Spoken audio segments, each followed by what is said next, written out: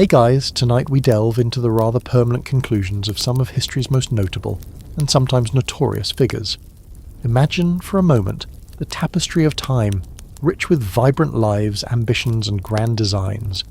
Now picture the exact, often bizarre thread that snips it all short. We're not just talking about old age here, we're venturing into the realm of the spectacular, the ironic, and the downright unbelievable ways some people have checked out. You'll soon see that a quiet exit was a luxury not afforded to everyone. Makes your average bad day, like, say, stubbing your toe or your Wi-Fi cutting out mid-binge, look like a 5-star spa treatment in comparison.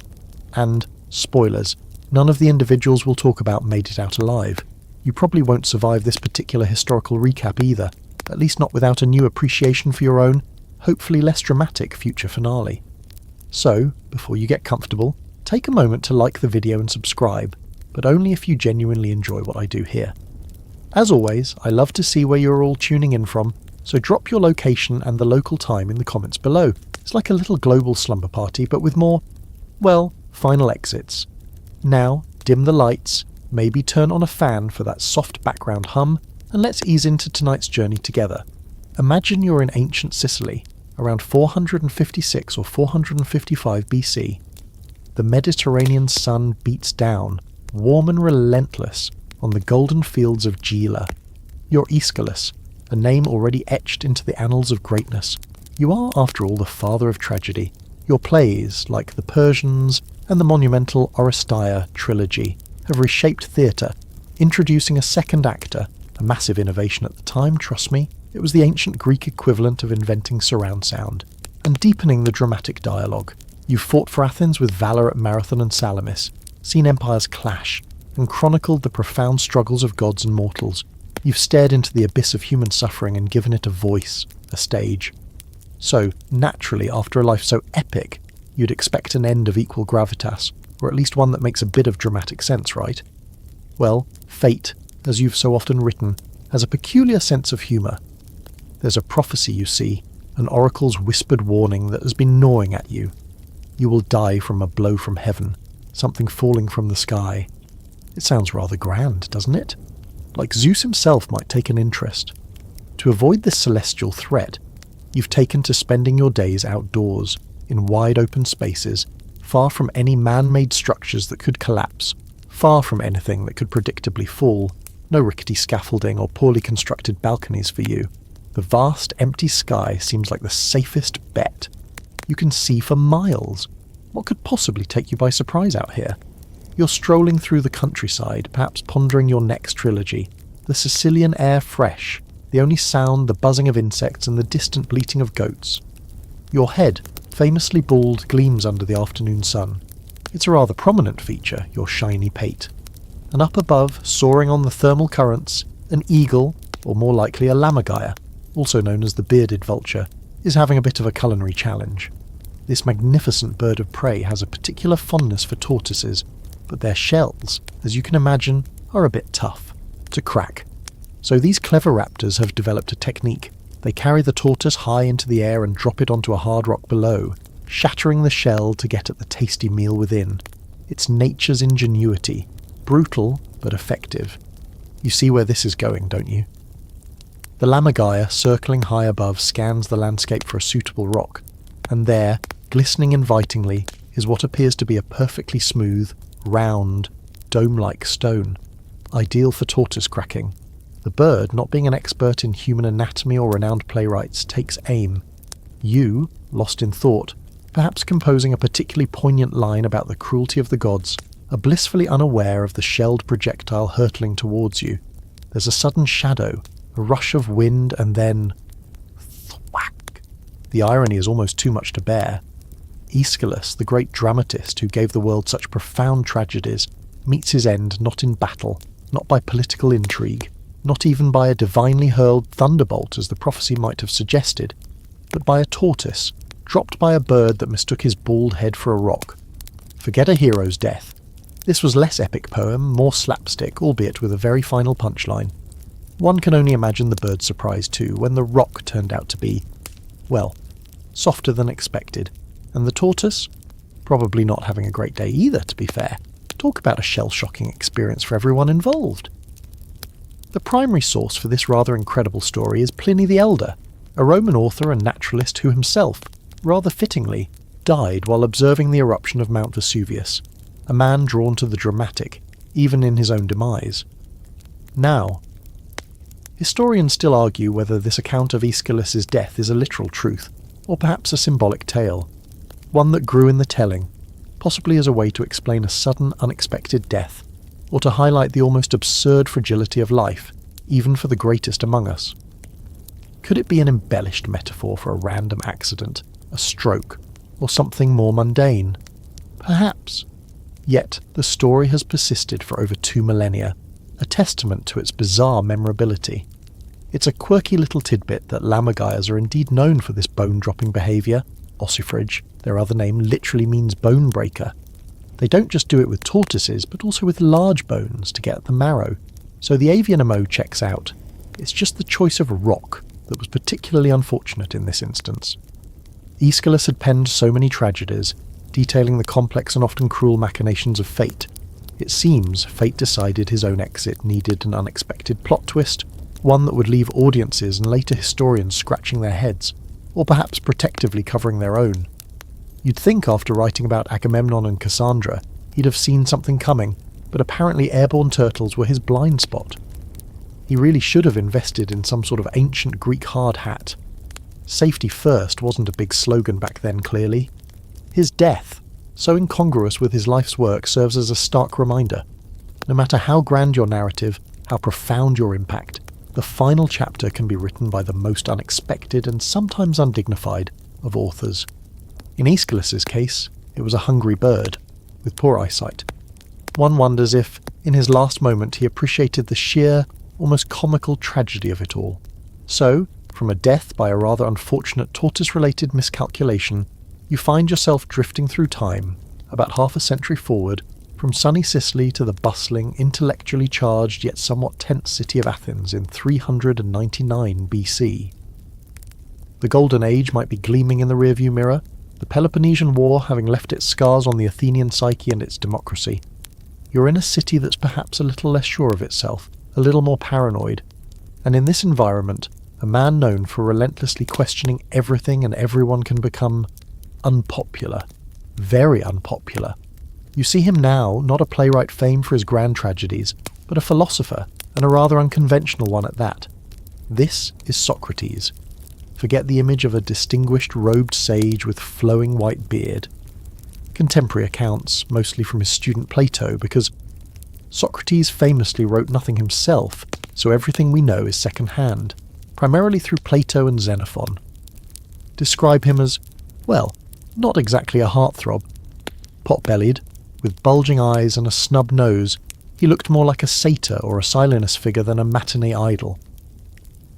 But it wasn't his looks that got him into trouble. It was his mind and his mouth. Imagine him wandering the agora, the marketplace, not selling wares, but engaging anyone who would listen, and many who probably wished he wouldn't, in deep, probing conversations. This was the Socratic method, a relentless barrage of questions designed to expose ignorance and arrive at a deeper understanding of concepts like justice, virtue, and piety. He called himself the gadfly of Athens, sent by the gods to sting the noble steed of the state into action, to keep it from becoming sluggish and complacent. As you can imagine, not everyone enjoys being stung, especially when they think they're already pretty great. Why is it exactly that you think you're so wise, prominent citizen Anytus? Probably not the best way to make friends in high places. The charges eventually brought against him were twofold: impiety, not believing in the city's gods, and introducing new, strange deities, and corrupting the youth. Think about that last one, corrupting the youth. What he was actually doing was teaching them to think critically, to question authority, to examine their own beliefs. But in a city still recovering from political turmoil, this was seen by some powerful people as dangerous, as undermining the social fabric. It's like that one teacher you had who actually made you use your brain, and your parents weren't quite sure if that was a good thing or a very, very bad thing. His trial was a spectacle. Instead of grovelling or pleading for mercy, which was common practice, Socrates delivered a defence, as Plato recounts in the Apology, that was both a brilliant exposition of his life's work and, frankly, a masterclass in how to annoy a jury of 501 of your peers. He argued he was a gift to the city, that he deserved not punishment but free meals in the Prytaneum, an honour reserved for Olympic victors and public benefactors. When asked to propose an alternative penalty to death, he initially suggested a small fine, almost laughably. Small, basically trolling the court. It was clear he wasn't playing their game. He famously declared that the unexamined life is not worth living. So, for him, to stop philosophizing, to stop questioning, was a fate worse than death. The verdict came, guilty. The sentence, death by hemlock.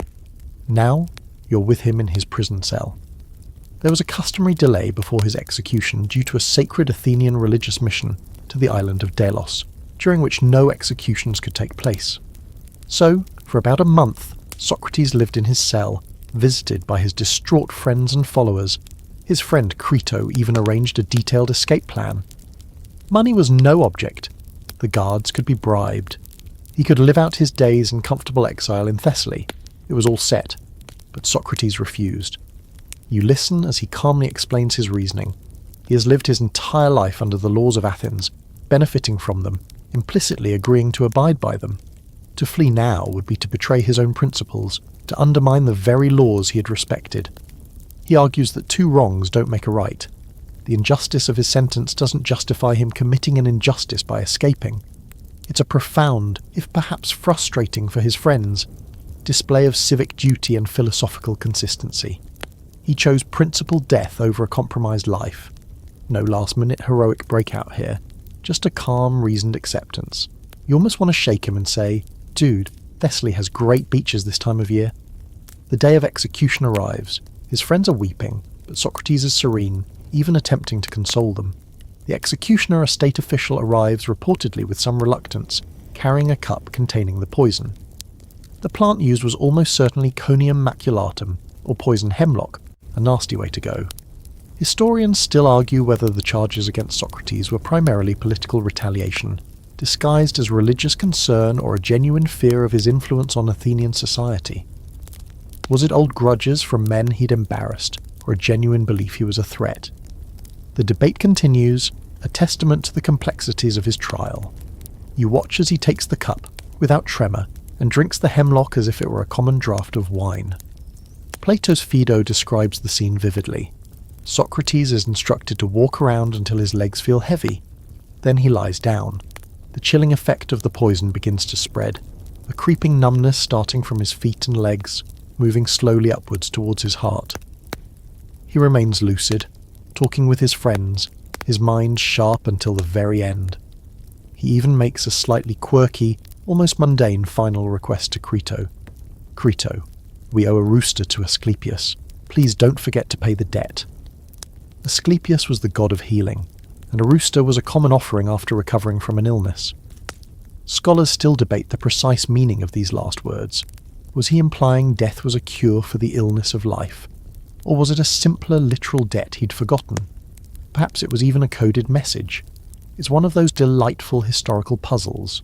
One fringe tidbit is the speculation that the jailer himself, after administering the poison, might have shown some respect or sadness, though this is more dramatic interpretation than hard fact. The kindly jailer trope is always popular.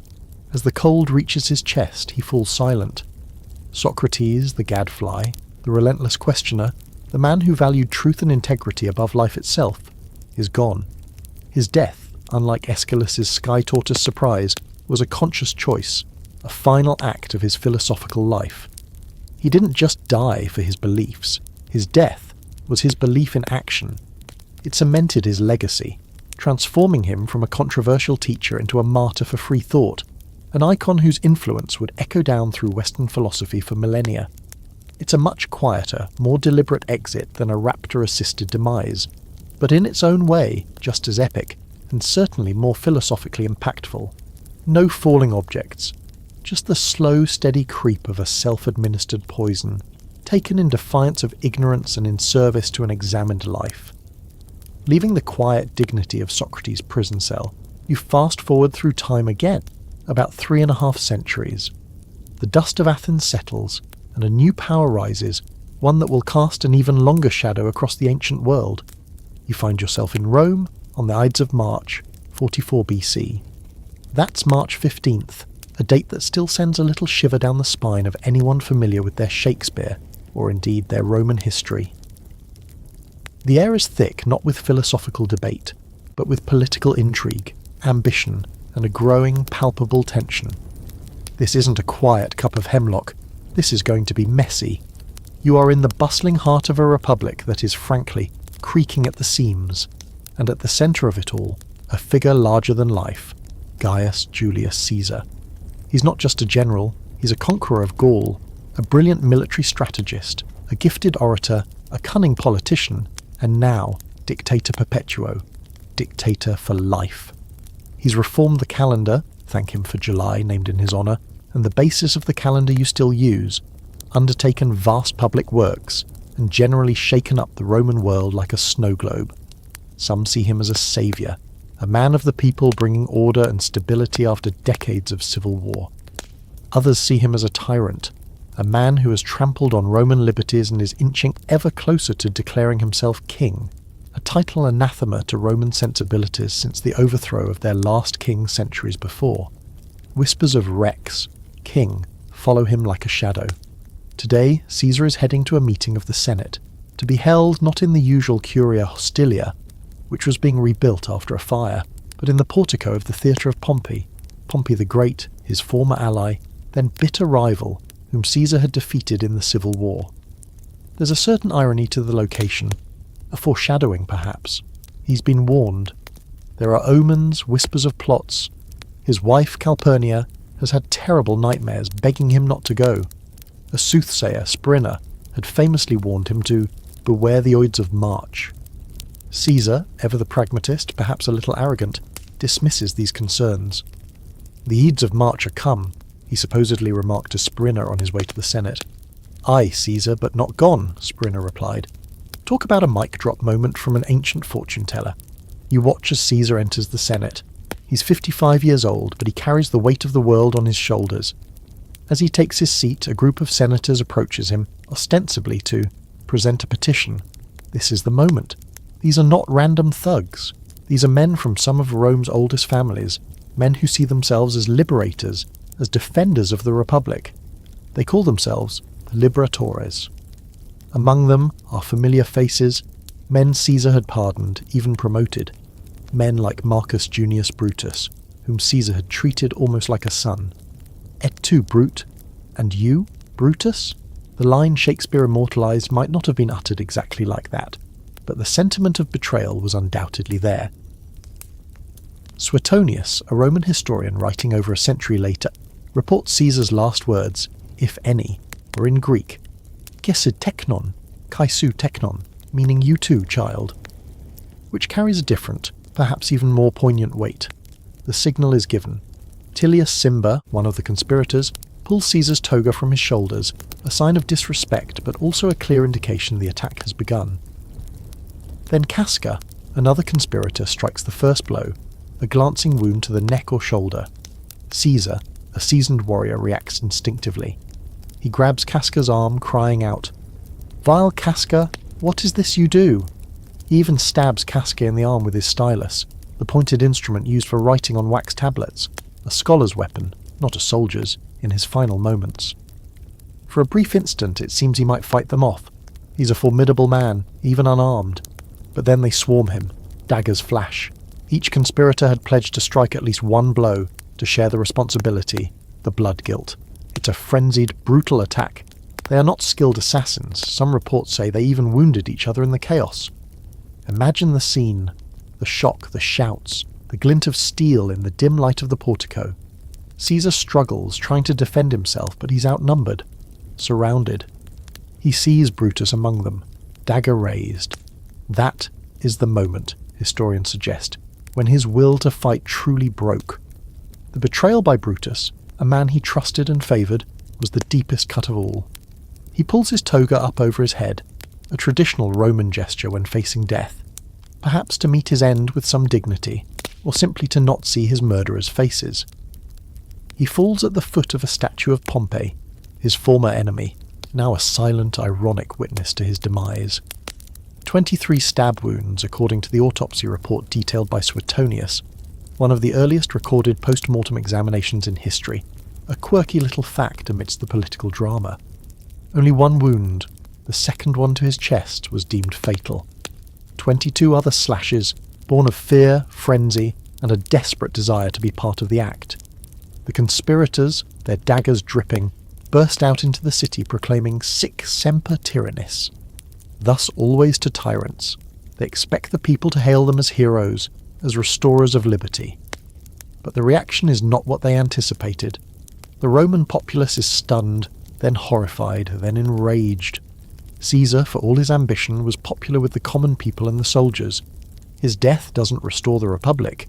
It plunges Rome into another round of bloody civil wars, which ultimately lead to the end of the Republic and the rise of the Roman Empire under Caesar's heir, Octavian, later Augustus. So, in a way, their act of killing Caesar to prevent a king ultimately paved the way for an emperor. Oh, the irony. It's like trying to put out a small fire with a bucket of gasoline. Historians still argue whether Caesar genuinely aimed to become a king in the traditional Roman sense, or if dictator perpetuo was simply a necessary measure to stabilise a fractured state after decades of internal conflict. Was he a power-hungry despot or a pragmatic leader doing what he thought was best for Rome? The answer probably lies somewhere in between, coloured by the biases of the ancient sources who wrote his story. One lesser-known tidbit is that after the assassination, the Senate building where he was killed, the Curia Pompei, was ordered to be walled up and was later burned by the Roman people. It was declared a locus sceleratus, a cursed site, a place of sacrilege. You couldn't just sweep that under the rug with a bit of ancient Roman Fabrizi. The sheer brutality, the betrayal, the dramatic setting. It's a scene that has captivated imaginations for centuries, a stark warning about the perils of power and the bloody consequences of political ambition. Unlike Socrates' philosophical stand or Aeschylus' bizarre accident, Caesar's end was a violent public spectacle, a turning point in history etched in blood and bronze. You're drifting away from the blood-soaked stones of Pompey's theatre, leaving behind the chaos of Caesar's Rome, and moving forward just a handful of years, yet into a world still reeling from the aftershocks of his death. The Roman Republic is in its death throes, and new titans are clashing for its soul. You arrive in Alexandria, Egypt in 30 BC. The air here is different from Rome. It's perfumed with exotic spices, heavy with the ancient mysteries of the Nile, and charged with the desperation of a queen who sees her world crumbling. Before you stands Cleopatra the 7th Philopator, the last active ruler of the Ptolemaic kingdom of Egypt. She's not just a queen, she's a legend, even in her own time. Think of her and images of Elizabeth Taylor in lavish golden costumes might spring to mind, but the reality was far more complex and, frankly, more impressive. She was a direct descendant of Ptolemy I Soter, one of Alexander the Great's generals. She was fiercely intelligent, a polyglot fluent in at least 9 languages, including Egyptian, a rarity for her Greek-speaking dynasty, which showed her dedication to her people. She was a canny political operator, a naval commander, a medical author. Yes. One quirky tidbit is that Cleopatra wrote a medical treatise on cosmetics and skin diseases, some fragments of which were cited by later physicians like Galen. Imagine getting beauty tips from the Cleopatra. She wasn't just relying on her looks, though ancient sources like Plutarch do note her charm and captivating voice were more potent than mere beauty. She had famously allied herself with Julius Caesar, bearing him a son, Caesarion, whom she hoped might one day unite Rome and Egypt. But Caesar's death, which we just witnessed, threw all those plans into disarray. She then forged a powerful alliance, both political and personal, with Mark Antony, Caesar's most loyal general, and one of the triumvirs ruling Rome. For over a decade, their combined power base in the east challenged the authority of Antony's rival, Octavian, Caesar's adopted son and heir in the west. It was a high-stakes Game of Thrones, ancient Mediterranean style, but the dice didn't roll in their favour. The Battle of Actium in 31 BC was a disaster. Octavian's fleet, commanded by the brilliant Admiral Agrippa, crushed the combined forces of Antony and Cleopatra. They fled back to Alexandria, their dreams of empire shattered, their options dwindling. Antony, hearing a false report of Cleopatra's death, fell on his own sword, a classic Roman way for a defeated general to go, though he rather bungled it and died slowly and painfully in Cleopatra's arms after being brought to her mausoleum. Talk about adding tragedy to tragedy. Now, Octavian's forces are at the gates of Alexandria. Cleopatra is trapped, her kingdom lost, her lover dead. She's only 39 years old, but she's facing the end of her reign and very likely her life. Octavian wants her alive. He intends to parade her through the streets of Rome in his triumph, a living symbol of his victory, the exotic queen conquered and humiliated. For Cleopatra, a woman of immense pride, who saw herself as the reincarnation of the goddess Isis, this was a fate worse than any death. She would not be a trophy.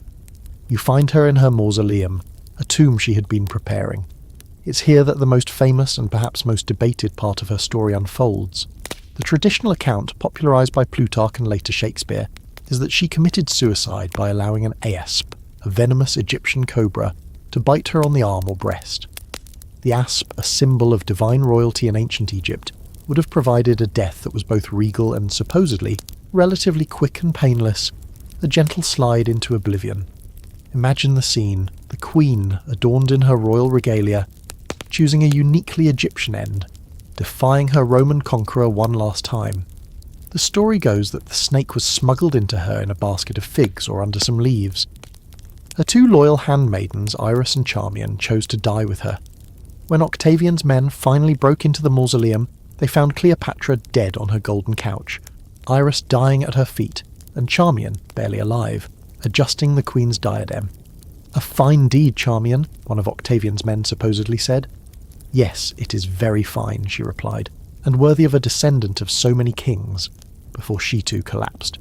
It's a powerfully dramatic image, dripping with pathos and defiance. But historians still argue whether the asp story is the whole truth. Christoph Schaefer, a German historian and professor, famously posited in 2010 that Cleopatra more likely died from ingesting a cocktail of poisons, perhaps hemlock, remember Socrates, wolfsbane, and opium. His reasoning? An asp bite can be agonizingly painful, cause massive swelling and blistering, and death is not always swift or certain.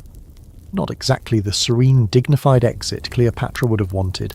A carefully prepared liquid poison, however, could offer a quicker, more controlled and less disfiguring end. Plutarch himself mentions that she'd been experimenting with various poisons on condemned prisoners to see which was most effective and least painful. Smart, if a bit grim.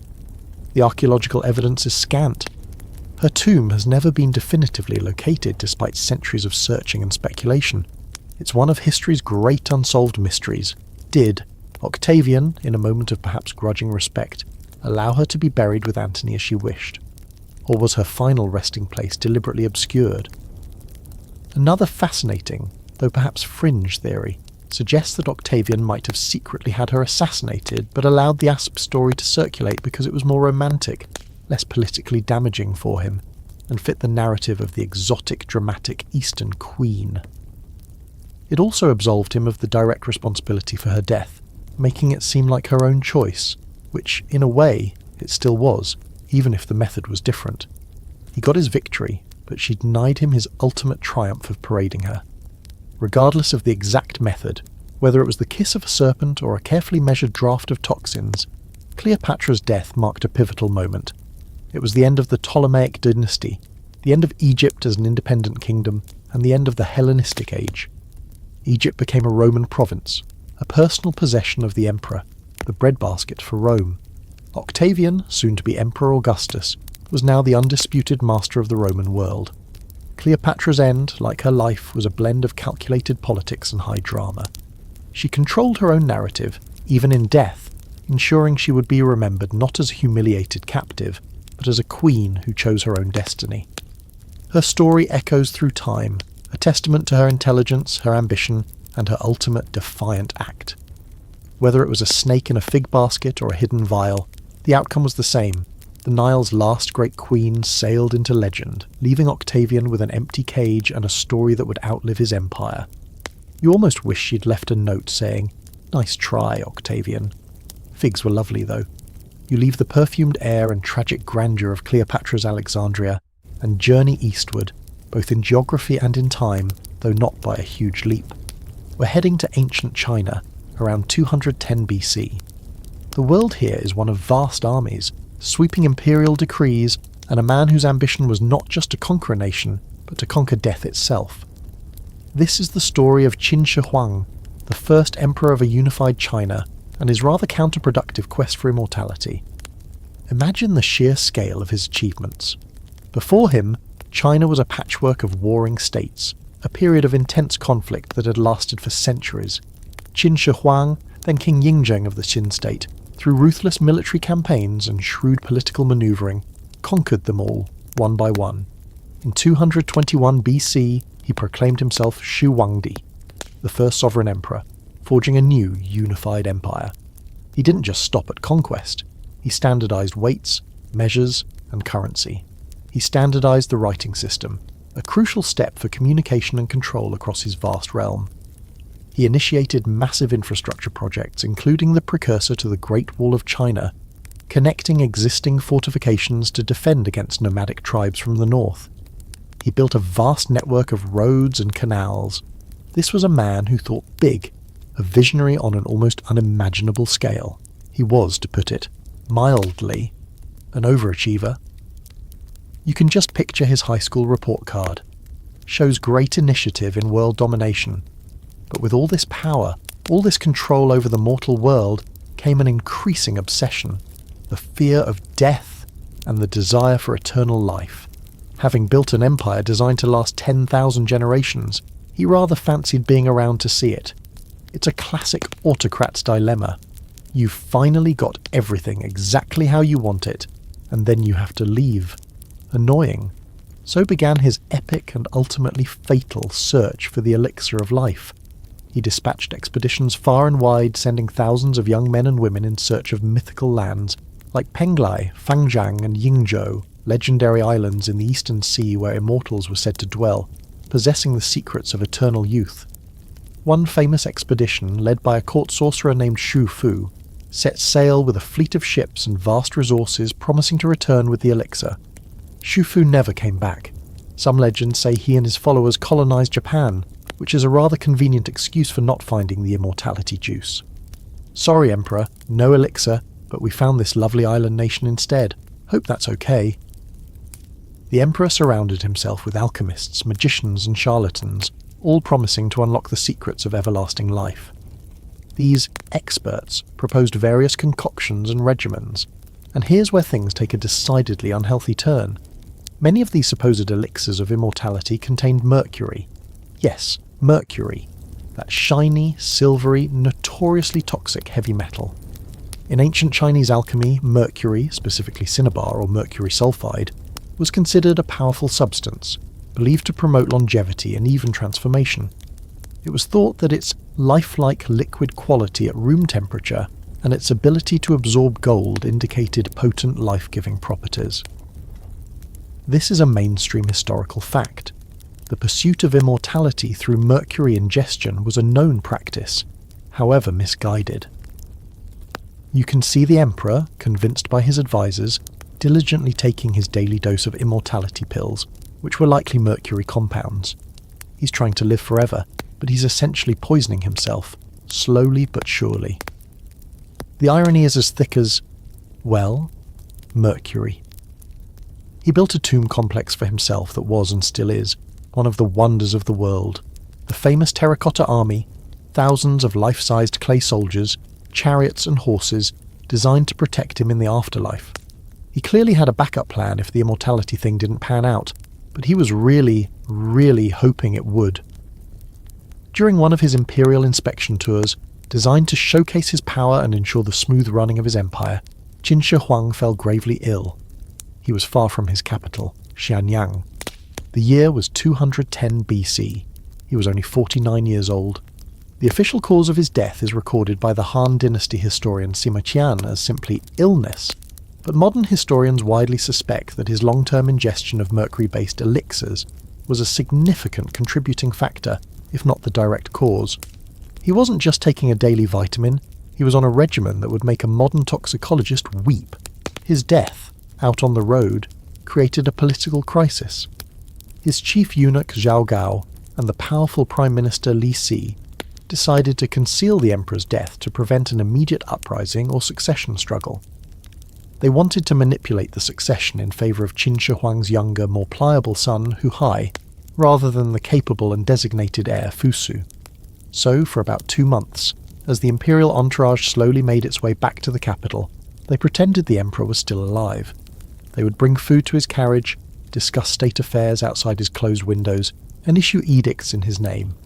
It's like a really grim version of Weekend at Bernie's, but with imperial decrees. To mask the smell of the decomposing body as summer temperatures rose, they loaded carts of salted fish to travel with the emperor's carriage. Nothing to see here, folks, just the emperor enjoying his, very pungent seafood. It's a quirky and rather gruesome tidbit of deception. Imagine the poor officials having to keep a straight face while the entire imperial procession reeked of decaying emperor and rotting fish. That's dedication to a conspiracy. Historians still argue whether Li Si was a reluctant accomplice to Zhao Gao's scheme, or an active, ambitious participant from the start. Sima Qian portrays Li Si as being strong-armed by Zhao Gao, but Li Si certainly stood to gain by controlling a puppet emperor. The forged decree they eventually produced ordered the capable heir Fu Su and his loyal general Meng Tian to commit suicide, which they dutifully did, tragically paving the way for the incompetent Hu Hai as Emperor Qin Shi, and the eventual swift collapse of the Qin dynasty, just a few years later in 206 BC. The empire built to last 10,000 generations barely lasted 15 years. So, Qin Shi Huang, the man who unified China, built the Great Wall, and commanded an army of terracotta warriors, died not in glorious battle, nor peacefully in old age, but likely as a result of his desperate, misguided quest for immortality. His fear of death led him directly to it. His pursuit of eternal life ironically shortened his actual one.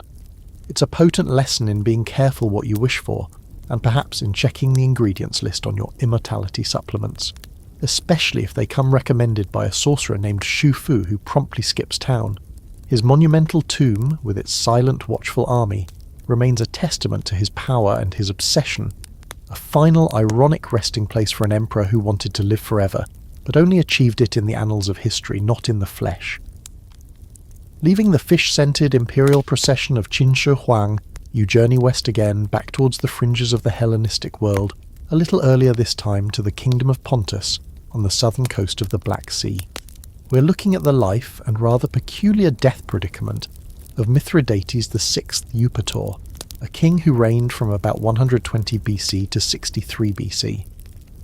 If Qin Shi Huang died from taking dubious substances, Mithridates faced a unique problem born from a lifetime of deliberately ingesting poisons, not to achieve immortality, but to achieve immunity. Imagine this king, a figure of almost legendary resilience and a formidable enemy of Rome for decades. He was known as Mithridates the Great, and for good reason. He was a learned ruler, fluent in numerous languages, reportedly 22, making Cleopatra's 9 look like a beginner's course, a connoisseur of arts and sciences, and a brilliant, if often ruthless, military commander. He engaged Rome in a series of 3 major conflicts known as the Mithridatic Wars, challenging Roman expansion in the east for nearly half a century. He was the bogeyman Roman generals had nightmares about. Think of him as the ancient world's most persistent thorn in Rome's side. He even orchestrated a massive coordinated slaughter of Roman and Italian settlers in Anatolia in 88 BC, known as the Asiatic Vespers, an event that killed tens of thousands and truly signalled his deadly seriousness. Now, Mithridates had a particularly intense lifelong fear: assassination by poison. This wasn't an unreasonable fear for rulers in the ancient world. A little something extra in your wine was a time-honoured method of regime change. His own father, Mithridates V, had been assassinated by poisoning at a banquet, so young Mithridates VI grew up with this constant shadow hanging over him. Rather than just hiring more food tasters, he decided to take a more proactive approach. He began a practice known as Mithridatism, named after him naturally. This involved ingesting small, sublethal doses of various poisons on a regular basis, gradually increasing the dosage, with the aim of building up immunity to them. He also experimented with and developed complex antidotes, collectively known as Mithridatium, a famous panacea that was believed to protect against all poisons. This wasn't just a casual hobby, it was a dedicated, lifelong toxicological research project with himself as the primary test subject. You have to admire the dedication, even if it sounds like a terrible way to start your day. Good morning. Time for my tiny sip of arsenic and a smidgen of belladonna. The historical reality of Mithridatism is that it can offer some protection against certain types of poisons, particularly those derived from plants or animals, by stimulating the body's natural defense mechanisms to produce antibodies or enzymes that can neutralize the toxins. However, it's not effective against all poisons, especially heavy metal poisons like arsenic or mercury. Remember Qin Shi Huang's unfortunate experience. But for the types of poisons commonly used in ancient assassinations, it might have offered a genuine, if risky, degree of protection. So, for decades, Mithridates diligently dosed himself, becoming, in legend at least, virtually poison-proof. He was the man who couldn't be poisoned. This brings us to his final days in 63 BC. After a long and arduous series of wars, he was finally defeated by the Roman general Pompey the Great. Yes, him again, the guy whose theatre hosted Caesar's demise. Busy man. Mithridates, now an old man, was cornered. His kingdom lost, his armies shattered. He had retreated to his fortress in Panticapaeum, in modern-day Crimea. His own son, Pharnaces II, raised a rebellion against him, egged on by the weary, mutinous troops. Betrayal, it seems, was one thing he couldn't build an immunity to. Seeing no way out, facing capture by the Romans or betrayal by his own people, Mithridates decided to end his life. Dignity in death was paramount, and his preferred method? Poison, of course. It was familiar, and he likely had a potent stash ready for just such an occasion. He gathered his remaining loyal daughters, Mithridates and Nyssa, who bravely chose to die with him. He administered the poison to them, and they died relatively quickly. Then it was his turn. He took the same poison, and nothing. He waited. Still nothing. Awkward. The very invulnerability he had so painstakingly cultivated throughout his life now became his ultimate frustration. He, the master of poisons, the poison-proof king, couldn't even poison himself. It's a darkly comic, deeply ironic twist. Imagine his exasperation. Seriously? After all these years, now it decides to work too well. It's like a firefighter whose house is the only one in the neighbourhood that won't catch fire when he's trying to, say, collect insurance money. Not that any firefighter would do that, of course. Just an analogy for ultimate ironic failure. Historians still argue about the exact sequence of events and the reliability of the sources, particularly Appian and Cassius Dio, who describe his end. Some accounts suggest he tried to stab himself, but was too weakened by age or previous wounds. The most common version, however, emphasizes the failure of the poison. Desperate and with enemy soldiers closing in, Mithridates had to resort to a more conventional, and for him, perhaps less dignified method. He ordered his loyal Gallic bodyguard and friend Bituitus to kill him with a sword. Bituitus, though reluctant, obeyed his king's final command. So the man who spent his life defying poisons died by cold steel, a warrior's death forced upon him by his own unique physiological quirk. One quirky tidbit surrounding Mithridates is the legend of his universal antidote, the Mithridatium. This complex concoction, supposedly containing dozens of ingredients, some recipes list over 50, including things like viper's flesh, dried scorpions, ginger, cinnamon and opium, became incredibly famous in the Roman and medieval worlds. Emperors and physicians sought its recipe for centuries. Whether it was truly effective as a panacea is highly doubtful, but its mystique endured. It was the ancient world's equivalent of a cure-all superdrug. Mithridates VI's end is a fascinating case study in unintended consequences. His elaborate defense against one type of death inadvertently blocked his chosen exit strategy. He outsmarted his assassins only to be outsmarted by his own biochemistry in his final moments. It's a powerful reminder that even the most carefully laid plans can go awry, especially when you've spent a lifetime tinkering with your internal chemistry. He wanted to control his life, and in a way he even tried to control his death, but his body had other ideas. A truly unique bind for a king who was, in many ways, larger than life, and apparently larger than poison. You pull away from the Black Sea coast and the ironic end of the poison-proof king, and set your course for colder climes and an even more rugged era. We're heading to the late 9th century AD, specifically to the wild, windswept landscapes of Scotland. This is the Viking Age, a time of long ships, raids, and fierce warriors carving out new territories. Forget meticulous poison regimens. Here, death often came swiftly, brutally, and sometimes with a hefty dose of grim irony. You're following the saga of Sigurd Eysteinsson, also known as Sigurd the Mighty. He was one of the early Viking Jarls of Orkney, a group of islands off the northern coast of Scotland. He wasn't just content with Orkney, though. Alongside Thorstein the Red, another prominent Viking leader, Sigurd launched ambitious campaigns of conquest into northern Scotland, carving out a significant earldom that included Caithness and Sutherland, and possibly extending even further south. He was a successful warlord, a man of might and ambition, doing what powerful Vikings did best, expanding their influence through force of arms. The story of Sigurd's demise, primarily recounted in the Norse sagas, specifically the Orkneyinga saga and the Heimskringla, is a particularly memorable one, less for its epic scale and more for its sheer, almost macabre unexpectedness. It's a tale that underscores the brutal realities of the time and the often unforeseen consequences of one's actions. Sigurd had a fierce feud with a local Pictish noble, or Mormaer named Maelbrigte, often referred to in the sagas as Maelbrigte Tusk or Maelbrigte the Buck-toothed because of his prominent teeth.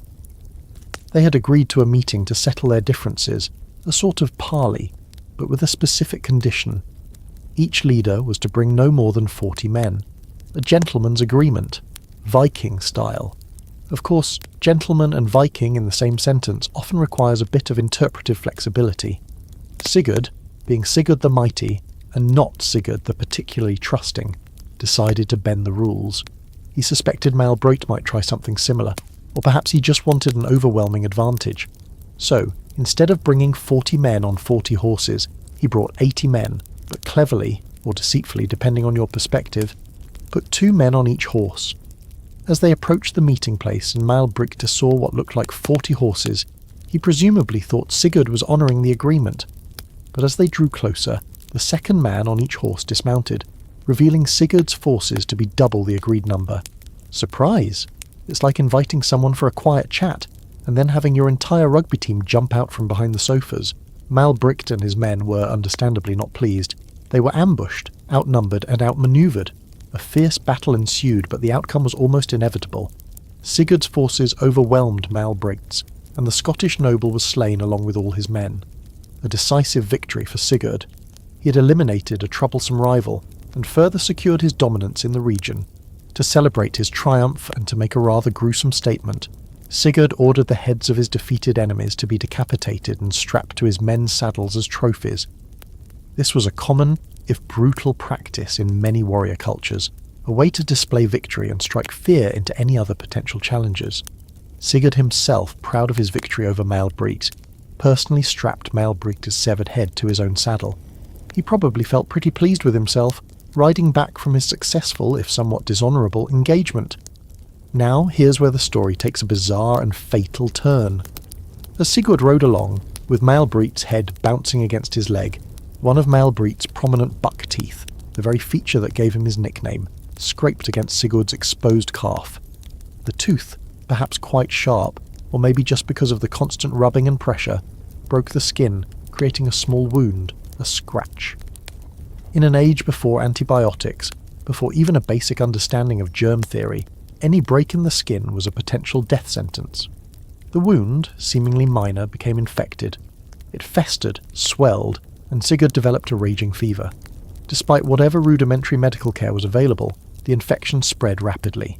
And so, Sigurd the Mighty, the powerful Jarl of Orkney, conqueror of Scottish territories, died not in the heat of battle, not from a hero's wound delivered by a worthy opponent, but from a tiny scratch inflicted by the tooth of a dead man's severed head. It's an almost comically grim form of posthumous revenge for Maelbrigte. He got the last silent, infectious laugh. Historians still argue about the precise dating of Sigurd's earldom and the extent of his conquests, as the sagas were written down centuries after the events they describe, and often blend historical fact with legendary embellishment. But the core story of his death, with its distinctive and memorable details, is a staple of Orkney lore. The irony is profound. Sigurd, a man who lived by the sword and likely caused countless deaths, was undone by a dead man's tooth. It's a powerful illustration of how even the mightiest can be brought down by the smallest, most unexpected things. It's a stark reminder of the fragility of life in a brutal age. You could survive countless battles, navigate treacherous political landscapes, command hundreds of warriors, and still be taken out by a dental mishap from beyond the grave. One quirky tidbit is that the sagas are quite matter-of-fact about this. There's no great moralising, just a statement of events, which almost makes it more chilling. He won. He took the head. The head bit him. He died. Next. This tale of headhunter karma serves as a rather potent warning against overly enthusiastic trophy collecting, or at least a reminder to ensure your trophies are, shall we say, dentally benign, or to wear some sturdy leg armour. Sigurd's death wasn't a grand Wagnerian finale. It was a slow, painful and ultimately rather undignified exit caused by a bizarre accident. A tiny detail, a protruding tooth, leading to the downfall of a powerful figure.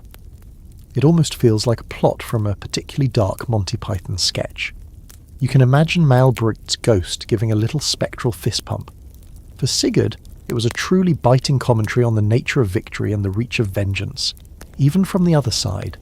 You leave the grim, ironic fate of Sigurd the Mighty in the windswept north and travel south and back in time to Roman Britain around AD 60 or 61. The landscape here is one of misty forests, newly established Roman towns and simmering resentment. The mighty Roman war machine has rolled across much of Celtic Britain, but its grip is not always secure and its methods are often brutal. You're about to witness one of the most ferocious and desperate rebellions against Roman rule, led by a queen whose name would become synonymous with defiance, Boudica. Imagine her, Queen of the Iceni, a Celtic tribe based in what is now Norfolk. Her husband, Prasutagus, had been a client king of Rome, meaning he ruled his territory nominally independently, but was allied with and subordinate to the Roman Empire. In an attempt to preserve some autonomy for his family and people after his death, Prasutagus named the Roman emperor as co-heir to his kingdom, alongside his own 2 daughters. He hoped this would ensure a smooth transition and protect his family. He was sorely mistaken. This was like leaving half your estate to a wolf pack in the hope they'd be nice to your pet rabbits. Upon Prasutagus's death, Roman officials ignored his will entirely. They moved to annex the Iceni kingdom fully, treating it as conquered territory. Lands and property were confiscated, nobles were treated like slaves, and then came the ultimate outrage. Boudica herself was publicly flogged, and her 2 young daughters were brutally violated by Roman soldiers. This act of extreme cruelty and humiliation, detailed by Roman historians Tacitus and Cassius Dio, was the spark that ignited a massive firestorm of rebellion. It wasn't just about taxes or territory anymore, it was deeply, horrifically personal. Boudica, described by Cassius Dio as tall, terrifying in appearance, with a harsh voice and a great mass of tawny hair that fell to her hips, was not one to suffer such indignities quietly. She rallied her own people, the Iceni, and soon other neighbouring tribes, like the Trinovantes, who also had grievances against Roman rule, particularly the construction of a massive temple to the deified Emperor Claudius in their capital, Camulodunum, modern Colchester, built on confiscated land and with forced labour. A formidable army of Celtic warriors, united by fury and a desperate desire for freedom and revenge, coalesced around this wronged queen.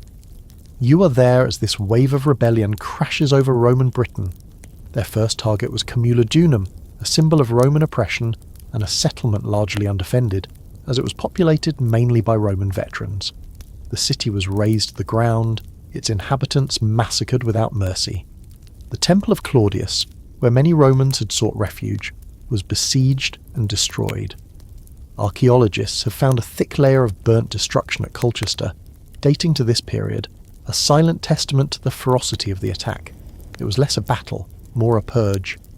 Next, the rebel army marched on Londinium, modern London, a burgeoning commercial centre, but not yet the capital.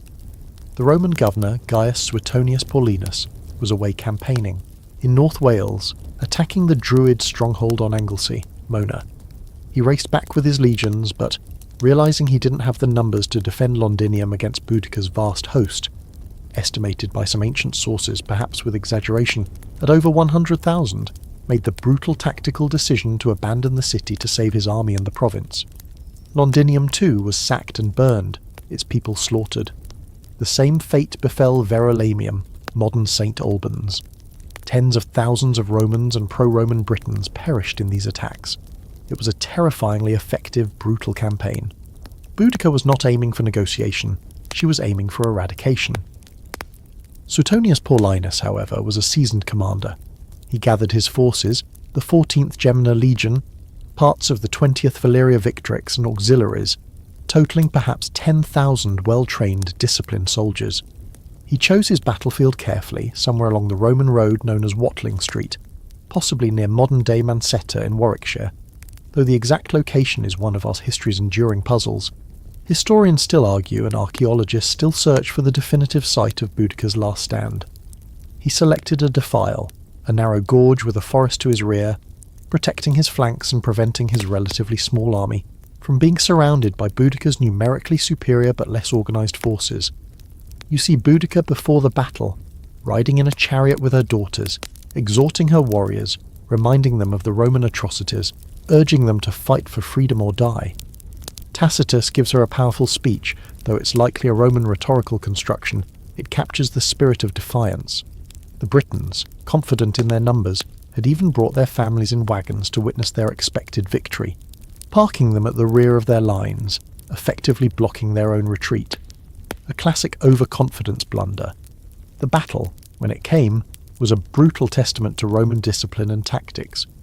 The Britons charged, a massive howling wave of warriors. The Romans held their ground, unleashing volleys of pila, heavy javelins, that decimated the Britons' front ranks and pierced their shields. Then, the legions advanced in their famous wedge formation, a disciplined, unstoppable machine of short swords, gladii, and shields. The Celts, fighting as individuals rather than a cohesive unit, in a confined space that negated their numerical advantage, were cut down in droves.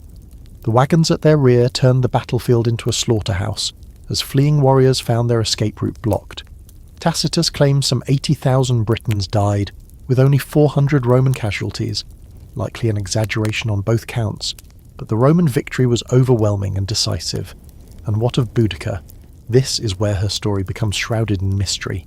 After the catastrophic defeat, Tacitus simply states that she ended her life with poison. Cassius Dio, writing later, offers a slightly different account, saying she fell ill and died and was given a lavish burial. Did she take poison to avoid capture and the inevitable humiliation and execution that would follow?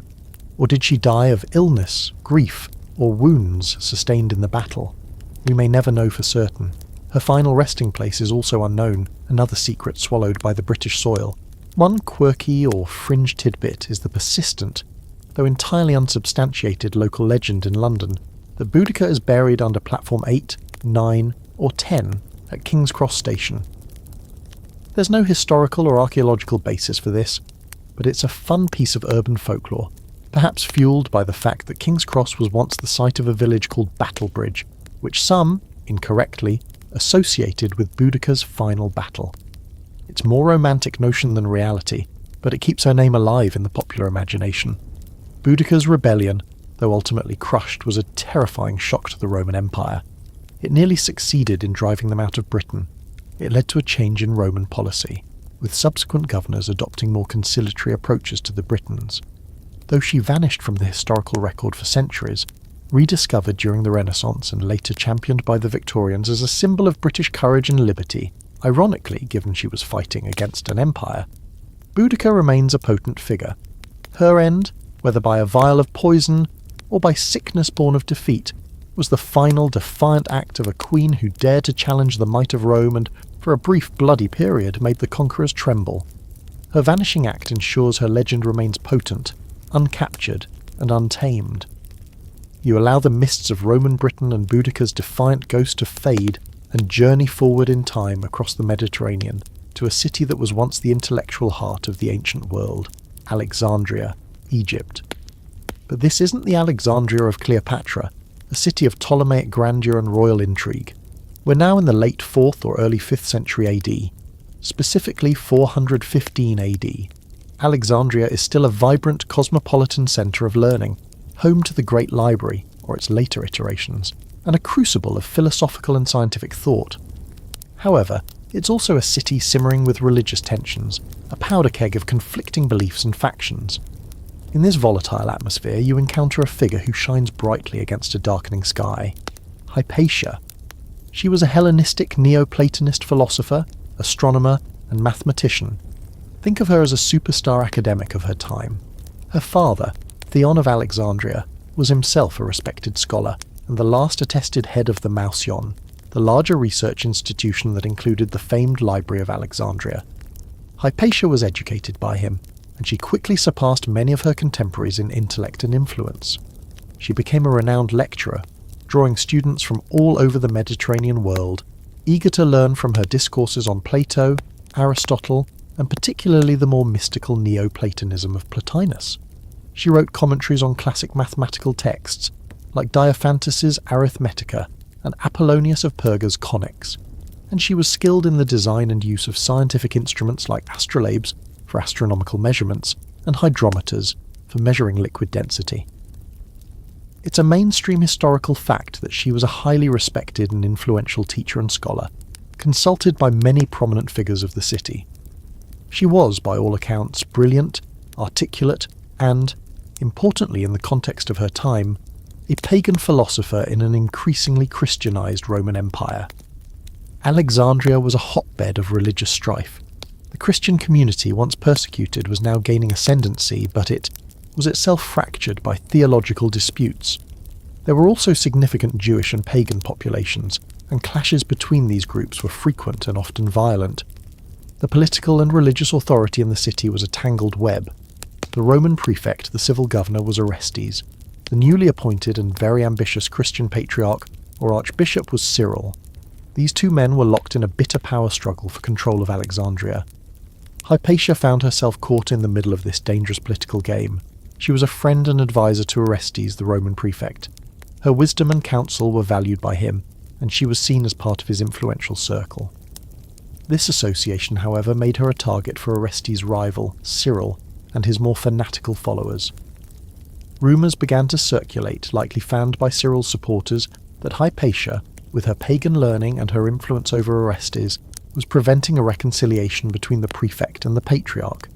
She was painted as a sorceress, a dangerous pagan intellectual leading good Christian men astray with her seductive philosophies.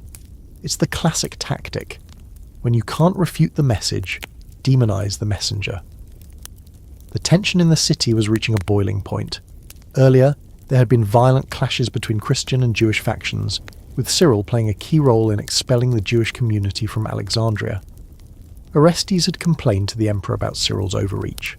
Cyril's supporters, particularly a militant group of monks known as the Parabolani, nominally medical orderlies but often acting as Cyril's enforcers, were becoming increasingly aggressive, and so on a fateful day in March of AD 415 during the season of Lent, tragedy struck. As Hypatia was returning home in her chariot, she was ambushed by a mob. The primary source for this horrifying event is the 5th century Christian historian Socrates Scholasticus, who, despite being a Christian himself, was clearly appalled by what happened. He writes that the mob, inflamed with a violent and irrational zeal, was led by a lector, a minor cleric named Peter. You watch in horror as they drag her from her chariot.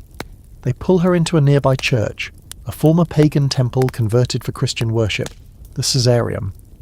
Inside this sacred space they committed an act of unspeakable brutality. They stripped her naked, then, using ostraca, which could mean either pottery shards or oyster shells, both unpleasantly sharp, they flayed her skin from her flesh. Some accounts say they gouged out her eyes. While she was still, perhaps barely alive, they tore her limb from limb. Then, they dragged her mutilated remains out of the church and burned them on a pyre. It was a lynching, pure and simple, a horrific act of mob violence fueled by religious fanaticism and political machination. Historians still argue about the exact degree of Cyril's direct culpability. Did he explicitly order Hypatia's murder? There's no definitive proof of that. However, his anti-pagan rhetoric, his power struggle with Orestes, and the fact that the murderers were his known supporters and were never meaningfully punished for their crime, strongly suggest he at least created the climate in which such an atrocity could occur, and perhaps implicitly condoned it, or at the very least did little to prevent or condemn it effectively. Socrates Scholasticus himself notes that the event brought no small disgrace upon Cyril and the Alexandrian Church. That's putting it mildly. One quirky, though tragic tidbit is related to her scholarly work. While her original writings are lost, like so much from the ancient world, we know of them through references in later texts. There's a persistent, though largely romanticised, image of her as the last librarian of the Great Library of Alexandria, bravely defending scrolls against a burning library. While she was certainly associated with the scholarly traditions of the library and Mausion complex, the Great Library had already suffered several destructions and declines, centuries before her time. The Serapeum Library, a sort of daughter library, had been destroyed in 391 AD by a Christian mob incited by Cyril's predecessor, Theophilus. So, while the imagery is powerful, it's not historically accurate that she died defending the Great Library. Her scrolls were her knowledge, her teachings, and those were what her killers sought to silence, not just physical documents. Hypatia's murder was a brutal and tragic end for a brilliant mind. It sent a chilling message to other pagan scholars and philosophers in Alexandria and beyond. Some see her death as a symbolic turning point, marking the decline of classical Greek intellectualism and the triumph of a more dogmatic, anti-intellectual form of religious authority in certain quarters. Whether that's entirely fair is debatable, as learning continued in Alexandria, but her death undoubtedly cast a long, dark shadow. She became a martyr for philosophy, a symbol of reason and learning persecuted by ignorance and fanaticism. Her story resonates even today as a cautionary tale about the dangers of mob rule and the violent suppression of dissenting voices.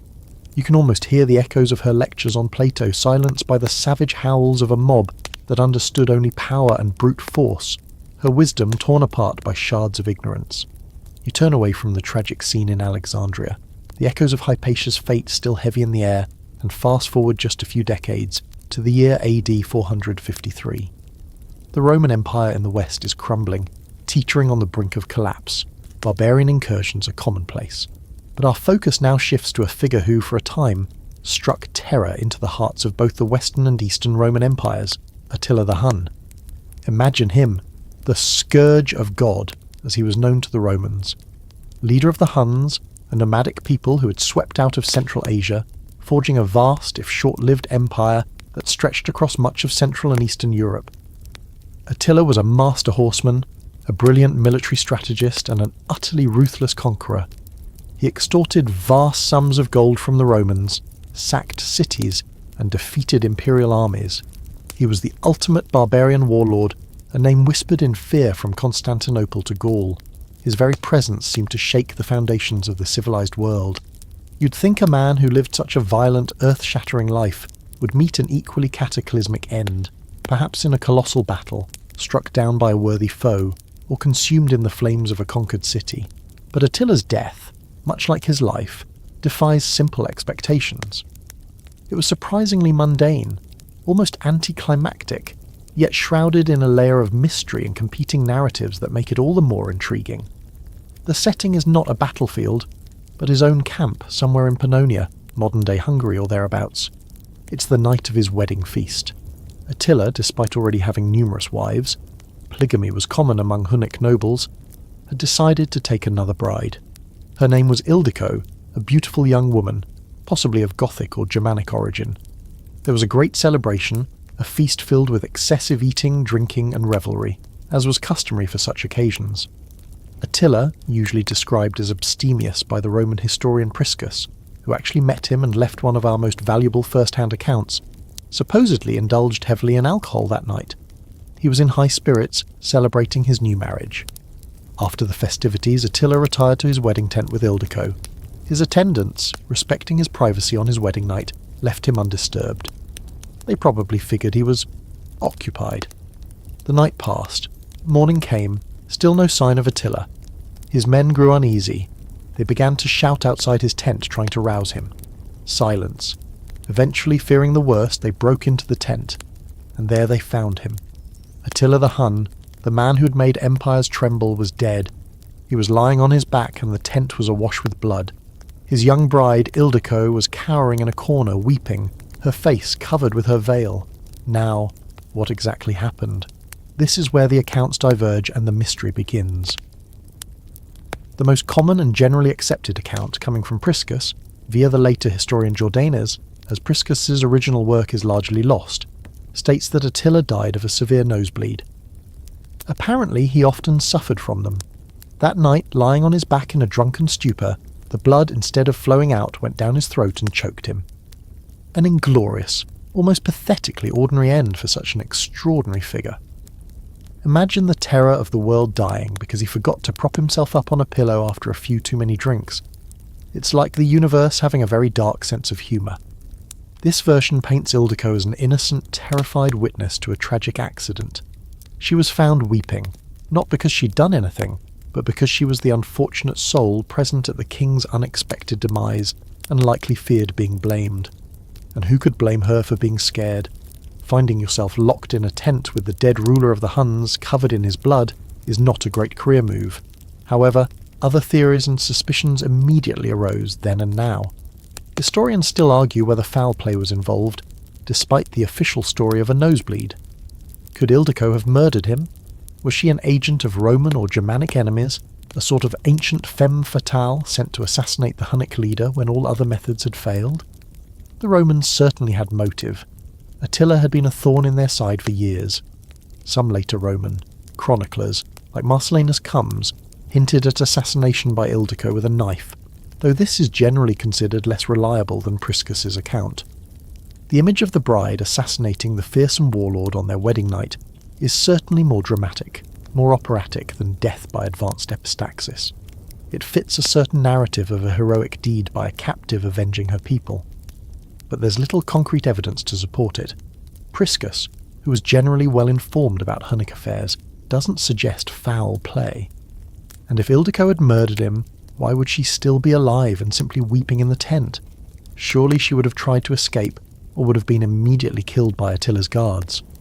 One quirky or fringe theory that sometimes pops up, though with even less historical backing, connects Attila's death to a kind of divine retribution, given his moniker Scourge of God. Perhaps not a literal smiting, but the idea that his own excesses finally caught up with him in a divinely ironic way. This leans more into legend and moralizing than historical analysis.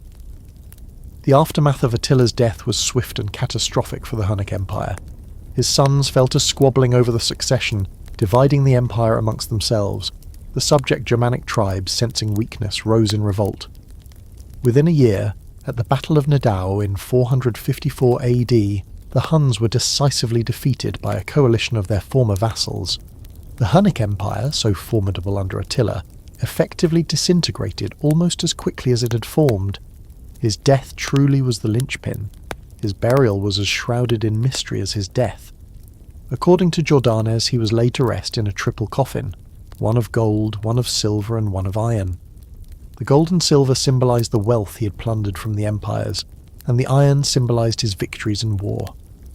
To keep the location of his tomb secret and prevent grave robbers, the slaves who dug the grave were all killed. His final resting place has never been found, despite numerous searches and speculation. It remains one of history's great lost treasures, much like Cleopatra's tomb. So, Attila the Hun, who lived by conquest and terror, died not on the battlefield, but in his marriage bed, possibly from a simple, albeit profuse nosebleed during a night of celebration. His end was quiet, personal, and almost absurdly mundane, yet it triggered the collapse of an empire and reshaped the map of Europe. It's a stark reminder that even the most fearsome individuals are, in the end, mortal, and sometimes their grand narratives conclude with a surprisingly small, almost whispered full stop. No epic final battle, just a wedding night gone terribly, bloodily wrong, leaving a terrified bride and a leaderless, soon-to-be-shattered empire in its wake. You allow the image of Attila's bloodied wedding tent to dissolve, and you find yourself drifting forward more than a millennium into the opulent, highly structured world of 17th century France. We're in Paris in the year 1687, during the reign of King Louis XIV, the Sun King. This is the era of Baroque music, elaborate courtly rituals, and periwigs so grand they probably had their own gravitational pull. Forget the raw brutality of Hunnic warfare. Here, passion and drama are expressed through art, and sometimes even art can be fatal. You're about to witness the rather unusual demise of Jean-Baptiste Lully, one of the most powerful and influential composers of his time. Lully wasn't just a composer, he was the composer at the court of Louis XIV. Italian-born as Giovanni Battista Lully, he came to France as a youth, and, through prodigious talent, ambition, and a keen understanding of court politics, rose to become the absolute master of French music. He effectively invented the French style of opera, the tragédie en musique, composed numerous ballets, sacred works, and instrumental pieces, and held a virtual monopoly on musical performances at court. He was a favourite of the king, a shrewd businessman, and known for his fiery temperament and strict discipline as a conductor. Think of him as the musical dictator of Versailles. If you wanted your music performed, you went through Lully, and he probably said no, unless it was his music. Lully was known for conducting with immense vigour and precision. In an era before the delicate conductor's baton became standard, conductors often kept time by banging a large heavy staff, sometimes called a baston, or can, on the floor. It was a very physical, very audible way of keeping the orchestra and singers together. Imagine a sort of ornate, oversized walking stick being thumped rhythmically to mark the beat. It wasn't exactly subtle, but it got the job done, especially with large ensembles. In January 1687, Lully was conducting a Te Deum, a grand hymn of praise, to celebrate King Louis XIV's recovery from a recent illness. An anal fistula, to be precise. Royal ailments were often quite specific and, well, memorable. This was a major occasion, and Lully, ever the dedicated courtier and showman, would have been determined to make the performance spectacular. He was leading a large orchestra and choir, pouring all his energy into the music, his staff pounding the floor to keep the beat. And here, in a moment of passionate, perhaps overly enthusiastic musical direction, disaster struck. In the heat of the performance, while emphatically marking a downbeat, Lully missed the floor and accidentally slammed the heavy pointed staff directly onto his own foot, specifically his toe. Ouch! You can almost hear the sickening thud, followed by a sharp intake of breath that probably wasn't part of the Te Deum score. That's got to be a record scratch moment in the middle of a sacred hymn.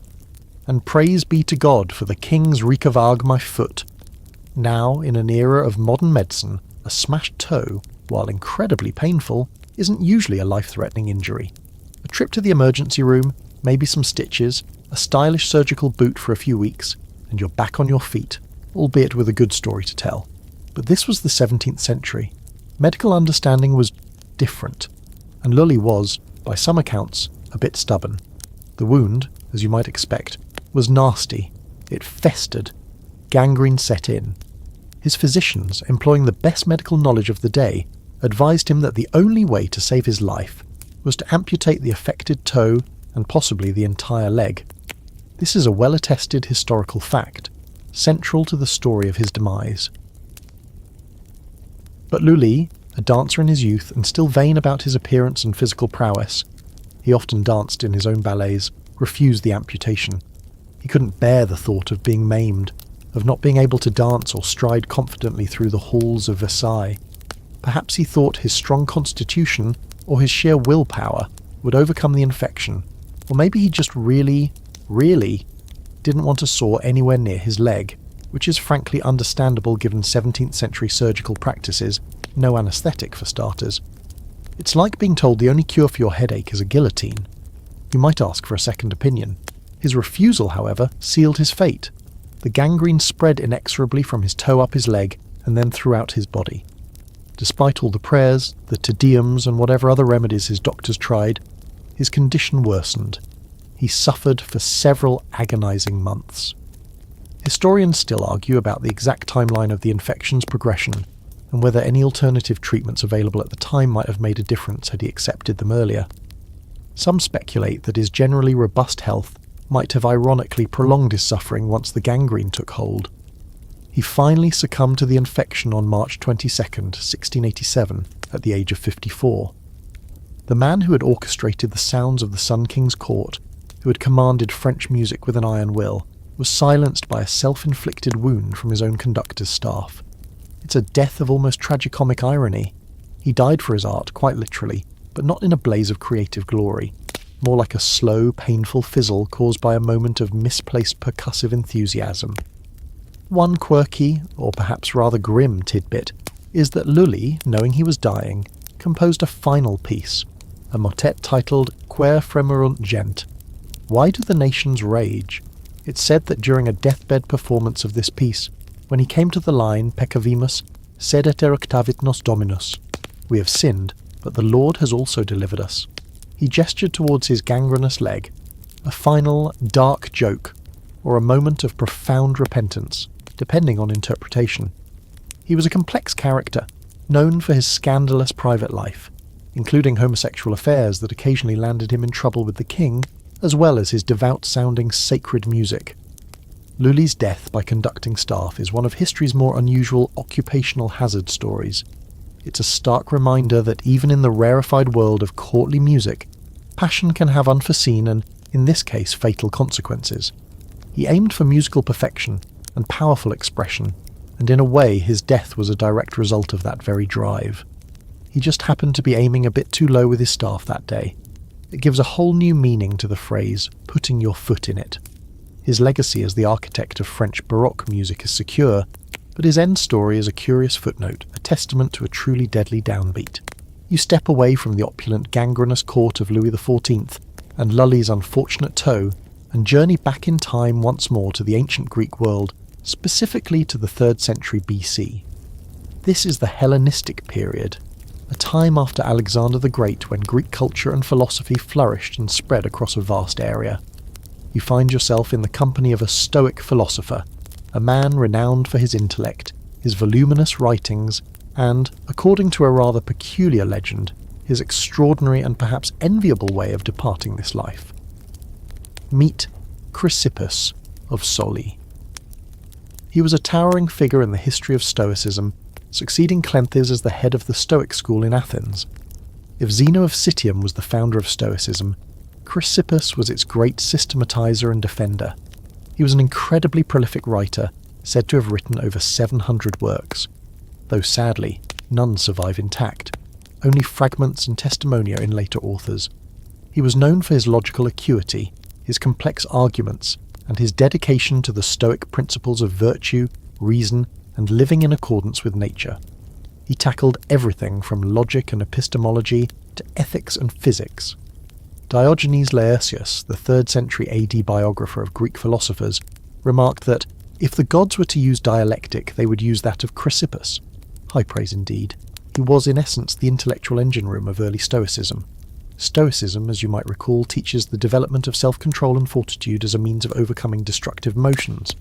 It emphasizes that virtue is the only good, and that external things like health, wealth, pleasure, and reputation are indifferent, adiaphora, neither good nor bad in themselves. The goal is apatheia, a state of calm, untroubled rationality. So, you'd expect a leading Stoic philosopher to face death with serene composure, much like Socrates did.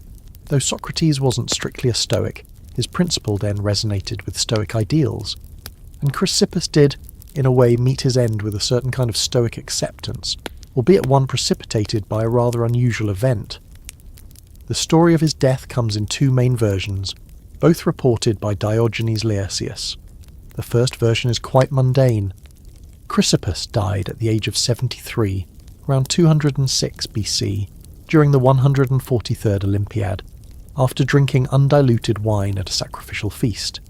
He became dizzy and died 5 days later. Unseasoned wine could be potent, and perhaps for an elderly man, it was too much. This is a plausible, if unexciting, end. But it's the second version, the one that has captured imaginations, that we're interested in. According to this account, also from Diogenes Laertius, who cites some authorities, Chrysippus died of laughter. Yes, you read that right. He literally laughed himself to death. Here's how the story goes. Chrysippus saw a donkey eating his figs. Figs were a common and prized fruit. He found this amusing. Then, in a moment of jocularity, he told his slave, or an old woman, depending on the telling, Now give the donkey a drink of pure wine to wash down the figs. The absurdity of a donkey, already enjoying a forbidden snack of figs, being offered strong wine as a chaser, struck him as so incredibly funny that he was seized by an uncontrollable fit of laughter. He laughed so hard, so violently, that he apparently expired. He just conked out, mid-chortle. Imagine the scene. The venerable head of the Stoic school, a man dedicated to reason and emotional control, completely losing it over a fig-eating donkey and a witty, to him at least, remark. It's a wonderfully humanising, if somewhat undignified, image. It's hard to maintain apatheia when you're guffawing about an inebriated ass. This is a widely known, though often debated, historical anecdote. Historians still argue, quite vigorously, whether this death by laughter story is a factual account or a later embellishment, perhaps a humorous legend that attached itself to a famous philosopher. Medical professionals today would likely diagnose such a death as perhaps a stroke or a heart attack triggered by the physiological stress of excessive, prolonged laughter, especially in an elderly person. It's not impossible for extreme emotion to trigger a fatal cardiovascular event, so there could be a kernel of truth to it, even if the direct cause wasn't laughter itself but a consequence of it.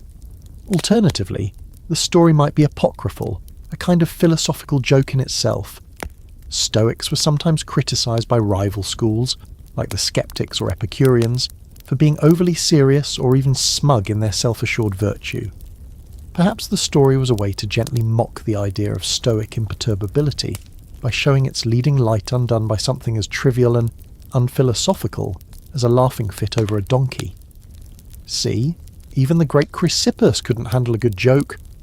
One quirky tidbit is that there are other, though rare, historical accounts of people supposedly dying from laughter. The ancient Greek painter Zeuxis, for instance, is said to have died laughing at the humorous appearance of a painting he made of an old woman. And in the 16th century, the Italian writer Pietro Aretino, a notorious satirist, supposedly died of suffocation from laughing too much at an obscene joke. So, Chrysippus isn't entirely alone in the annals of alleged hilarity-induced fatalities, though his is perhaps the most famous philosophical example. It makes you wonder if there was a particular vintage of joke in the ancient world that was just fatally funny. If true, Chrysippus's death is a remarkable departure from the typically grave and serious ends we often associate with great thinkers. It's certainly more cheerful than Hemlock, or being flayed by oyster shells. There's a certain charm to the idea of leaving this world on a wave of mirth, even if it was at the expense of a fig-stealing donkey. It almost feels like a Stoic lesson in itself. Even in the face of death, or perhaps especially in the face of it, finding humour in the absurdities of life, like a tipsy donkey, is a valid response. Maybe it was his ultimate expression of being in accordance with nature. Nature includes donkeys, figs, wine, and laughter after all. So whether he died from too much unmixed wine or from an overdose of donkey-related amusement, Chrysippus left a monumental intellectual legacy. But it's the image of his final fatal laugh that often comes to mind, a reminder that even the most profound philosophers are human, and sometimes life's little comedies can have the most unexpected and final punchlines. You almost hope it's the laughter version that's true. It's certainly a better story to tell at your heavenly, or stoically indifferent, post-mortem debriefing. You allow the echoes of Chrysippus's possibly fatal laughter to fade, and you find yourself propelled forward many centuries to the cusp of the scientific revolution. We're in Prague, in the year 1601, at the court of the Holy Roman Emperor Rudolf II. This is a city buzzing with alchemists, astronomers, artists and mystics, a fascinating blend of Renaissance humanism and nascent modern science. And at the heart of its astronomical investigations is a flamboyant and brilliant Danish nobleman, Tycho Brahe. Tycho was an astronomical rock star of his era. Before the invention of the telescope, he made the most accurate and comprehensive naked-eye observations of planetary and stellar positions ever recorded. He designed and built incredible astronomical instruments at his observatory, Uraniborg, on the island of Ven, then Danish, now Swedish. He catalogued over 1,000 stars with unprecedented precision. His data would later prove crucial for his assistant Johannes Kepler to formulate his laws of planetary motion. Tycho himself proposed a geoheliocentric model of the universe, the Tychonic system, a sort of hybrid where the planets orbit the Sun, but the Sun and Moon orbit the Earth. It was an attempt to reconcile the mathematical elegance of Copernicus's heliocentrism with the perceived physical and scriptural objections to a moving earth. He was a meticulous observer, a brilliant instrument builder, and a man of enormous ego and eccentric habits. He famously had a prosthetic nose made of brass, or sometimes said to be silver and gold, after losing part of his own in a duel over a mathematical formula when he was a student. You don't get more committed to your field than dueling over math. After falling out with the Danish king, Tycho had accepted an invitation from Emperor Rudolf II to become imperial mathematician in Prague in 1599. He brought his instruments, his family, and his vast archive of observational data. This is where our story of his demise unfolds, and it's as peculiar and debated as the man himself. In October 1601, Tycho Brahe attended a banquet in Prague, hosted by a nobleman, possibly Peter Vock of Rosenberg. Now, 16th and early 17th century banquets were lavish, lengthy affairs, and courtly etiquette of the time was extremely strict. It was considered a grave breach of manners to leave the table before the host, or at least before the course was finished or a general permission was given. To get up, especially for something as mundane as relieving oneself, would have been a significant faux pas, an insult to your host and the other distinguished guests. Tycho, according to the story passed down primarily through Kepler, needed to urinate quite desperately during this banquet. But, bound by the rigid etiquette of the occasion, he felt he couldn't excuse himself. So, he held it, and held it, and held it, for hours. He was literally too polite, or too proud, or too afraid of offending his powerful host to go to the bathroom.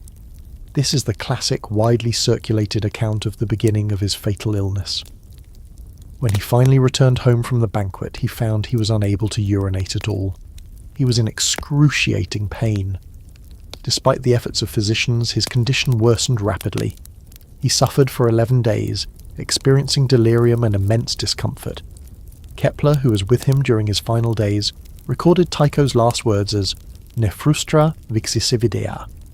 May I not seem to have lived in vain. A poignant plea from a man who had dedicated his life to mapping the heavens. He died on October 24th, 1601, at the age of 54. The official cause of death at the time was attributed to a bladder infection, or a burst bladder, brought on by his politeness-induced urinary retention. The story became a famous, if somewhat grim, cautionary tale about the dangers of adhering too strictly to social conventions, or perhaps about the importance of listening to your body's signals, even at a fancy dinner party. Never let good manners kill you, could be the moral of this story. However, this burst bladder theory, while popular and colourful, has been the subject of considerable debate and scientific investigation, especially in more recent times. Historians and scientists still argue about the true cause of Tycho Brahe's death. Was it really just a case of uremia from a ruptured bladder due to an overfull organ? While acute urinary retention can lead to serious complications, a bladder actually bursting is extremely rare. In 1901, on the 300th anniversary of his death, Tycho's tomb in the Church of Our Lady before Teen in Prague was opened, and samples of his hair and moustache were taken. Analysis at the time suggested the presence of mercury. This led to a new theory. Was Tycho Brahe poisoned? Mercury was, as we know from Huang, a known poison, but it was also used medicinally in the 16th and 17th centuries, for ailments like syphilis, for example, though there's no strong evidence Tycho had it. Could he have been self-medicating with something containing mercury for his urinary problems? Or more sensationally, was he murdered? Suspicion fell on various figures. Johannes Kepler himself was, for a time, a speculative candidate for murderer in some fringe theories. Kepler needed Tycho's data to advance his own work, and Tycho was famously secretive and reluctant to share it fully. Did Kepler poison his mentor to get his hands on the precious observations? Most historians dismiss this as highly unlikely and character assassinating. Kepler revered Tycho, even if their relationship was sometimes strained. Another theory pointed to a distant relative, Erik Brahe, who supposedly had orders from the Danish king Christian IV, who had fallen out with Tycho, to eliminate him. Again, little concrete evidence supports this cloak and dagger scenario. To try and settle the matter, Tycho's remains were exhumed again in 2010. An international team of scientists conducted extensive analyses on his bones, hair, and even the fabric of his burial suit. The results, published in 2012, were quite definitive. While traces of mercury were found, they were not at levels consistent with acute fatal poisoning. The mercury levels were relatively low and likely accumulated over a long period, possibly from environmental exposure, alchemical experiments. Tycho dabbled in alchemy, as did many scholars of his era, or medicinal use in non-lethal doses. They found no evidence of lethal poisoning by other common heavy metals either. So, if not murder by mercury, and if a burst bladder is medically unlikely, what did kill him?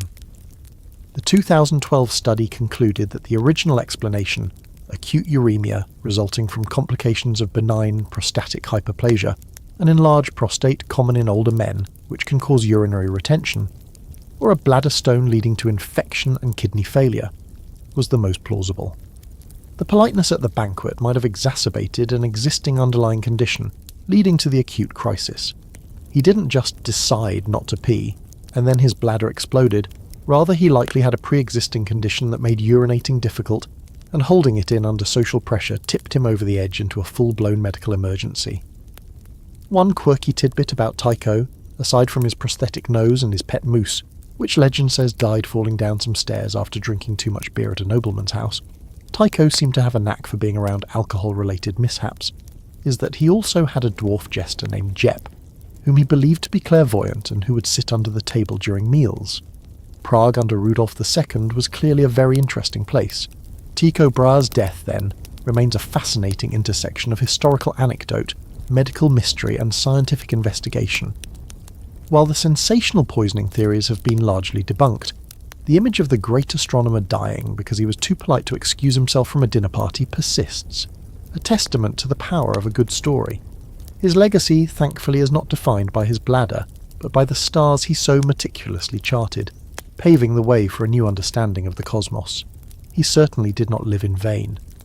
You leave the ornate yet ultimately uncomfortable banquet halls of Prague and Tycho Brahe's predicament, and find yourself sailing forward in time about a century into the early 17th century, 18th century, specifically the year 1718.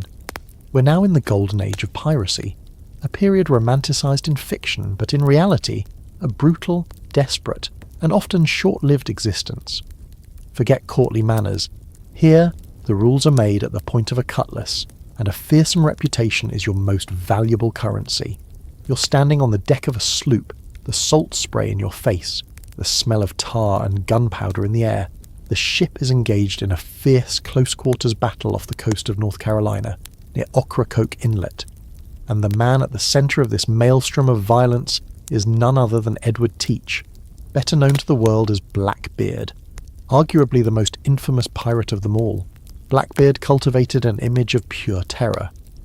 He was described as a tall man with a long, thick black beard, hence the name, which he would reportedly braid into pigtails, sometimes tying them with ribbons. Before battle, he would allegedly stick lit cannon fuses or slow matches under the brim of his hat. The smoke wreathing his face, combined with his fearsome appearance and wild eyes, gave him a demonic, almost supernatural aura, designed to intimidate his victims into surrendering without a fight, and it often worked. For a pirate, a bloodless capture was always preferable, less risk, and the captured ship and cargo remained intact. He was a master of psychological warfare. It's a mainstream historical fact that Blackbeard's fearsome image was a deliberate tactic to encourage surrender. He commanded a flotilla of pirate ships, his flagship being the Queen Anne's Revenge, a captured French slave ship that he heavily armed. For about 2 years, from 1716 to 1718, he terrorised shipping lanes from the West Indies to the American colonies. He blockaded Charleston, South Carolina, holding the town to ransom. He was daring, audacious, and seemingly unstoppable. But the authorities, particularly Governor Alexander Spotswood of Virginia, were determined to put an end to his reign of terror. Spotswood, without even consulting the authorities in North Carolina, where Blackbeard was thought to be relatively safe, possibly even enjoying a degree of protection from Governor Charles Eden, a controversial point, dispatched a naval force to hunt him down. Lieutenant Robert Maynard of the Royal Navy was given command of 2 hired sloops, the Ranger and the Jane, neither of which were heavily armed, but they were crewed by determined naval sailors. On the evening of November 21st, 1718, Maynard's sloops located Blackbeard anchored in Ocracoke Inlet. Blackbeard had only a small crew with him at the time, perhaps around 20 men, on his sloop, the Adventure. He had run the Queen Anne's Revenge aground some months earlier, some say deliberately to break up his large crew and keep more treasure for himself. The battle began at dawn on November 22nd. Maynard's sloops had to navigate the shallow, tricky waters of the inlet, and one of them, the Ranger, ran aground. Blackbeard, seeing his opportunity, unleashed a devastating broadside of cannon fire at Maynard's remaining sloop, the Jane. According to Maynard's own report, this initial blast killed or wounded about 20 of his men. It was a brutal opening salvo. It looked like Blackbeard might win the day. Maynard, however, was cunning. He ordered his remaining men to hide below deck, making it appear as though Blackbeard's broadside had been even more effective than it was, perhaps even crippling his vessel. Blackbeard, seeing the seemingly defenceless Jane drifting towards him, decided to board her and finish the job. This was exactly what Maynard had hoped for. It was a trap. As Blackbeard and his pirates swarmed onto the deck of the Jane, expecting little resistance, Maynard and his hidden sailors sprang up from below, surprising the pirates. A desperate hand-to-hand fight ensued on the blood-slicked deck. It was cutlasses, pistols, and brute force. Blackbeard himself was in the thick of it, a truly formidable fighter. He and Lieutenant Maynard reportedly engaged in a personal duel. Blackbeard's first pistol shot missed Maynard, but Maynard's shot hit the pirate. Undeterred, Blackbeard swung his cutlass, managing to break Maynard's sword. Just as Blackbeard was about to deliver a killing blow to the disarmed naval officer, one of Maynard's sailors, a Highlander, stepped in and slashed Blackbeard across the neck with his broadsword. Still, the pirate fought on. He was a man possessed. Accounts from the time state that he suffered at least 5 gunshot wounds and around 20 cutlass slashes before he finally fell. Even as he was dying, he was reportedly trying to reload a pistol. It was an incredibly protracted and gory end, a testament to his sheer strength and ferocity. He didn't go down easy. He went down fighting like a cornered lion. With their captain dead, the remaining pirates quickly surrendered or were killed. Maynard, to provide undeniable proof of Blackbeard's demise and to collect the bounty, had the pirate's head severed from his body. The headless corpse was thrown overboard. Legend has it that Blackbeard's headless body swam around Maynard's sloop several times, some say 3, some 7, before finally sinking. This is, of course, pure folklore, a testament to the almost mythical status Blackbeard had achieved, as if even in death his body defied natural laws. It's a wonderfully gruesome and quirky tidbit that has cemented itself in pirate lore. Maynard then had Blackbeard's severed head hung from the bowsprit of his sloop as a grisly trophy and a stark warning to other pirates. He sailed back to Virginia, the fearsome pirate's head swinging in the breeze, a rather definitive mission accomplished signal. Historians still argue about the extent of Blackbeard's supposed buried treasure. Despite countless treasure hunts and romantic stories, no significant hoard has ever been found. It's likely that, like most pirates, he and his crew spent their plunder as quickly as they got it on drink, women, and supplies. The idea of vast buried chests of gold is largely a fictional embellishment. His real treasure was his terrifying reputation. Blackbeard's death was a major blow to piracy in the American colonies. It marked the beginning of the end of the golden age of piracy. His bloody, defiant end, however, ensured his legend would live on. He became the archetypal pirate, brutal, terrifying, yet with a certain roguish charisma. His final battle was not a strategic masterstroke, but a raw, visceral confrontation, a desperate fight to the death on a small sloop in a shallow inlet. It was a fittingly violent end for a man who lived by violence, a dramatic final act that secured his place as the king of pirate nightmares. You can almost smell the gunpowder and hear the clash of steel, a far cry from the silent, dignified exits of philosophers or the accidental demises of composers. This was pure, bloody business. You leave the blood-soaked deck of Blackbeard's final battle, the image of his severed head still vivid, and journey back across the Atlantic and back in time to 15th century France. The year is 1431. The 100 Years' War between England and France is raging, a protracted and brutal conflict that has torn the French countryside apart. You find yourself in Rouen, a city in English-occupied Normandy, not on a battlefield, but in a marketplace, where a different kind of execution is about to take place, one that will resonate through history not for its gore, but for its perceived injustice and the extraordinary nature of its victim. Before you, standing bound to a stake, is a young woman, barely 19 years old. This is Jeanne d'Arc, Joan of Arc, the Maid of Orleans. Her story is one of the most astonishing and improbable in history. A peasant girl from Domremy, a small village in eastern France, who claimed to hear divine voices, those of St. Michael, St. Catherine and St. Margaret, instructing her to drive the English out of France and to see the Dauphin, Charles VII, crowned King of France in Reims Cathedral. Imagine the audacity, the sheer unlikelihood of it all. A teenage girl, illiterate with no military training, convincing cynical courtiers and battle-hardened commanders that she was sent by God to lead the French army. And yet, she did.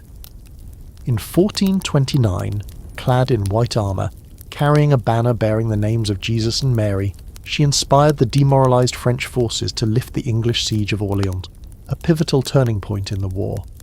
Her presence seemed miraculous, her conviction infectious. She then led the Dauphin and his army through enemy territory to Reims, where he was crowned King Charles VII, fulfilling a key part of her divine mission. It was a meteoric rise, a story that sounds more like legend than fact. Her role in lifting the siege of Orleans and inspiring the French army is a well-established historical fact, a remarkable achievement for anyone, let alone a young peasant girl. But her success was short-lived. In May 1430, during a skirmish outside Compiègne, she was captured by Burgundian soldiers, French allies of the English. The Burgundians, seeing her value, sold her to the English for a considerable sum. King Charles VII, despite Joan having been instrumental in his coronation, made no significant effort to rescue her or secure her release. Political expediency, perhaps, or a fear of her unconventional power, or simply a lack of resources. His inaction remains a point of debate. The English, and their French collaborators in the church, were determined to discredit her. If her victories were divinely inspired, it would imply God was on the French side. They needed to prove she was a heretic, a witch, a sorceress, someone whose powers came not from God, but from the devil. This would invalidate her mission, demoralise the French, and legitimise the English claim to the French throne. So began her trial, a politically motivated ecclesiastical proceeding held in Rouen. It was a show trial, stacked against her from the start. The judges, led by Bishop Pierre Cauchon of Beauvais, a pro-English cleric, were largely French churchmen sympathetic to the English cause. For months, from January to May 1431, Joan was subjected to intense questioning. She was imprisoned in a secular jail guarded by English soldiers, not in a church prison with female attendance as ecclesiastical law required for a woman. She faced learned theologians and lawyers who tried to trap her with complex theological questions. Yet this uneducated village girl displayed remarkable courage, wit, and faith. Her answers, as recorded in the detailed trial transcripts which miraculously survive, are often astute and surprisingly subtle. When asked if she knew she was in God's grace, she famously replied, "If I am not, may God put me there, and if I am, may God so keep me." A clever answer that avoided the theological trap of presuming to know God's will. She steadfastly maintained the divine origin of her voices and her mission. Historians still argue about the precise nature of Joan's voices. Were they genuine mystical experiences, symptoms of a neurological or psychological condition, like epilepsy or schizophrenia, or simply a manifestation of her deep piety and conviction in a highly religious age? The trial, however, was less interested in a medical diagnosis and more in a theological condemnation. The charges against her eventually focused on heresy and, significantly, the crime of wearing male clothing. She had worn men's attire and armour during her campaigns and continued to do so in prison, partly for practicality and partly, she claimed, for protection against sexual assault by her guards. For the court, this was an abomination, a defiance of divine law and social order. Under immense pressure, threatened with immediate execution by burning if she did not recant, and possibly worn down by the harsh conditions of her imprisonment and the relentless questioning, Joan finally signed an abjuration on May 24th, 1431. In this document, she renounced her claims of divine revelation and promised to submit to the Church's authority, including wearing female dress. Her sentence was commuted to life imprisonment. However, A few days later, she was found to have resumed wearing male clothing. Why she did this is debated. Some sources suggest her female clothes were taken away, or that she was tricked or coerced into it. Others say she did it defiantly, realizing she'd been deceived, and that life imprisonment under her enemies was no life at all, or that her voices had returned and reproached her for her abjuration. Whatever the reason, this relapse into heresy sealed her fate. The court declared her a relapsed heretic, for which the punishment was death, and so, on May 30th, 1431, in the VIII Place, Old Market Square, of Rouen, Joan of Arc was burned at the stake. She was allowed to make a final confession and receive Holy Communion. She asked for a cross to be held before her as she died. An English soldier reportedly fashioned a small one for her from 2 pieces of wood. She called out the name of Jesus repeatedly as the flames engulfed her. To ensure she was truly dead, and to prevent any relics from being taken, as this might fuel a cult around her, the English ordered her body to be burned twice more until only ashes remained. These ashes were then gathered and thrown into the Seine River, a brutal, public and definitive end designed to erase her from memory. One quirky or perhaps poignant tidbit is that, according to some accounts, the executioner, Geoffroy Tirage, later expressed great remorse, fearing he was damned for burning a holy woman.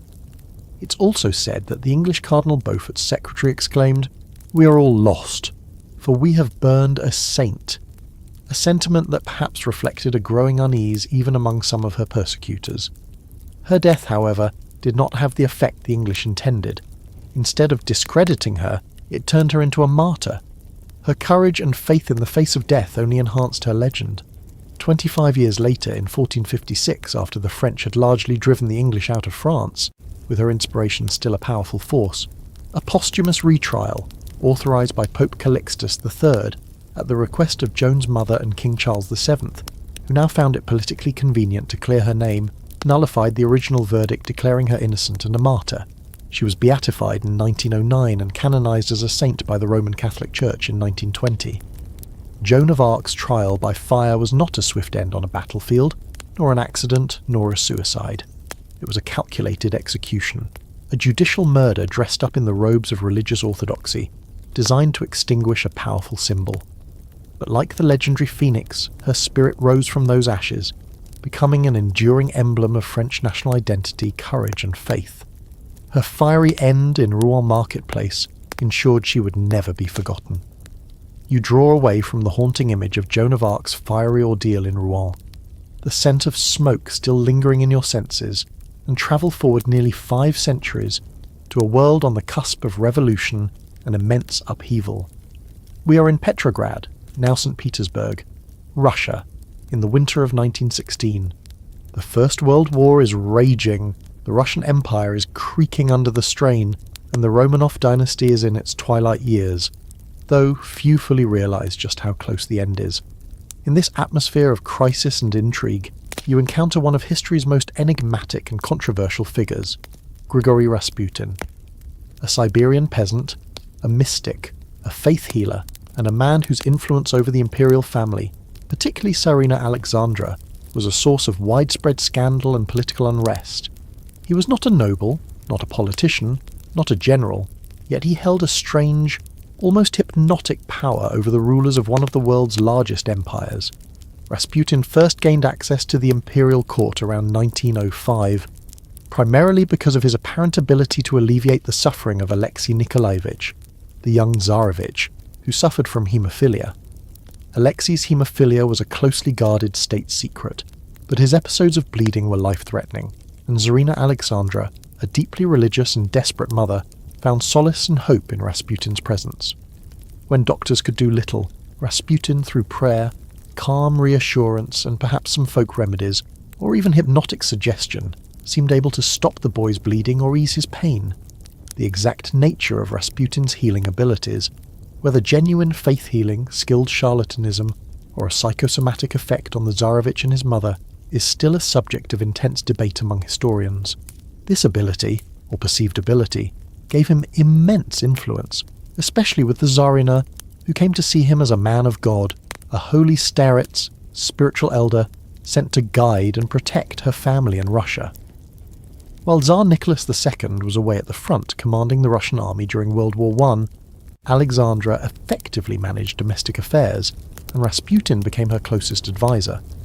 His recommendations, often based on whims or favours to his associates, led to the appointment and dismissal of ministers, creating chaos in the government and fueling accusations that Russia was being run by a debauched, illiterate peasant and a hysterical German-born Tsarina.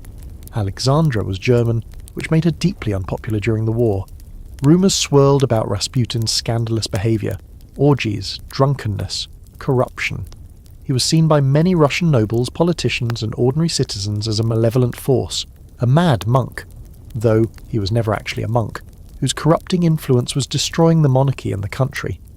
His presence at court became a symbol of the decay and incompetence of the Tsarist regime. Many believed that if Rasputin could be removed, the Tsar might see reason, the government might stabilise, and Russia might be saved.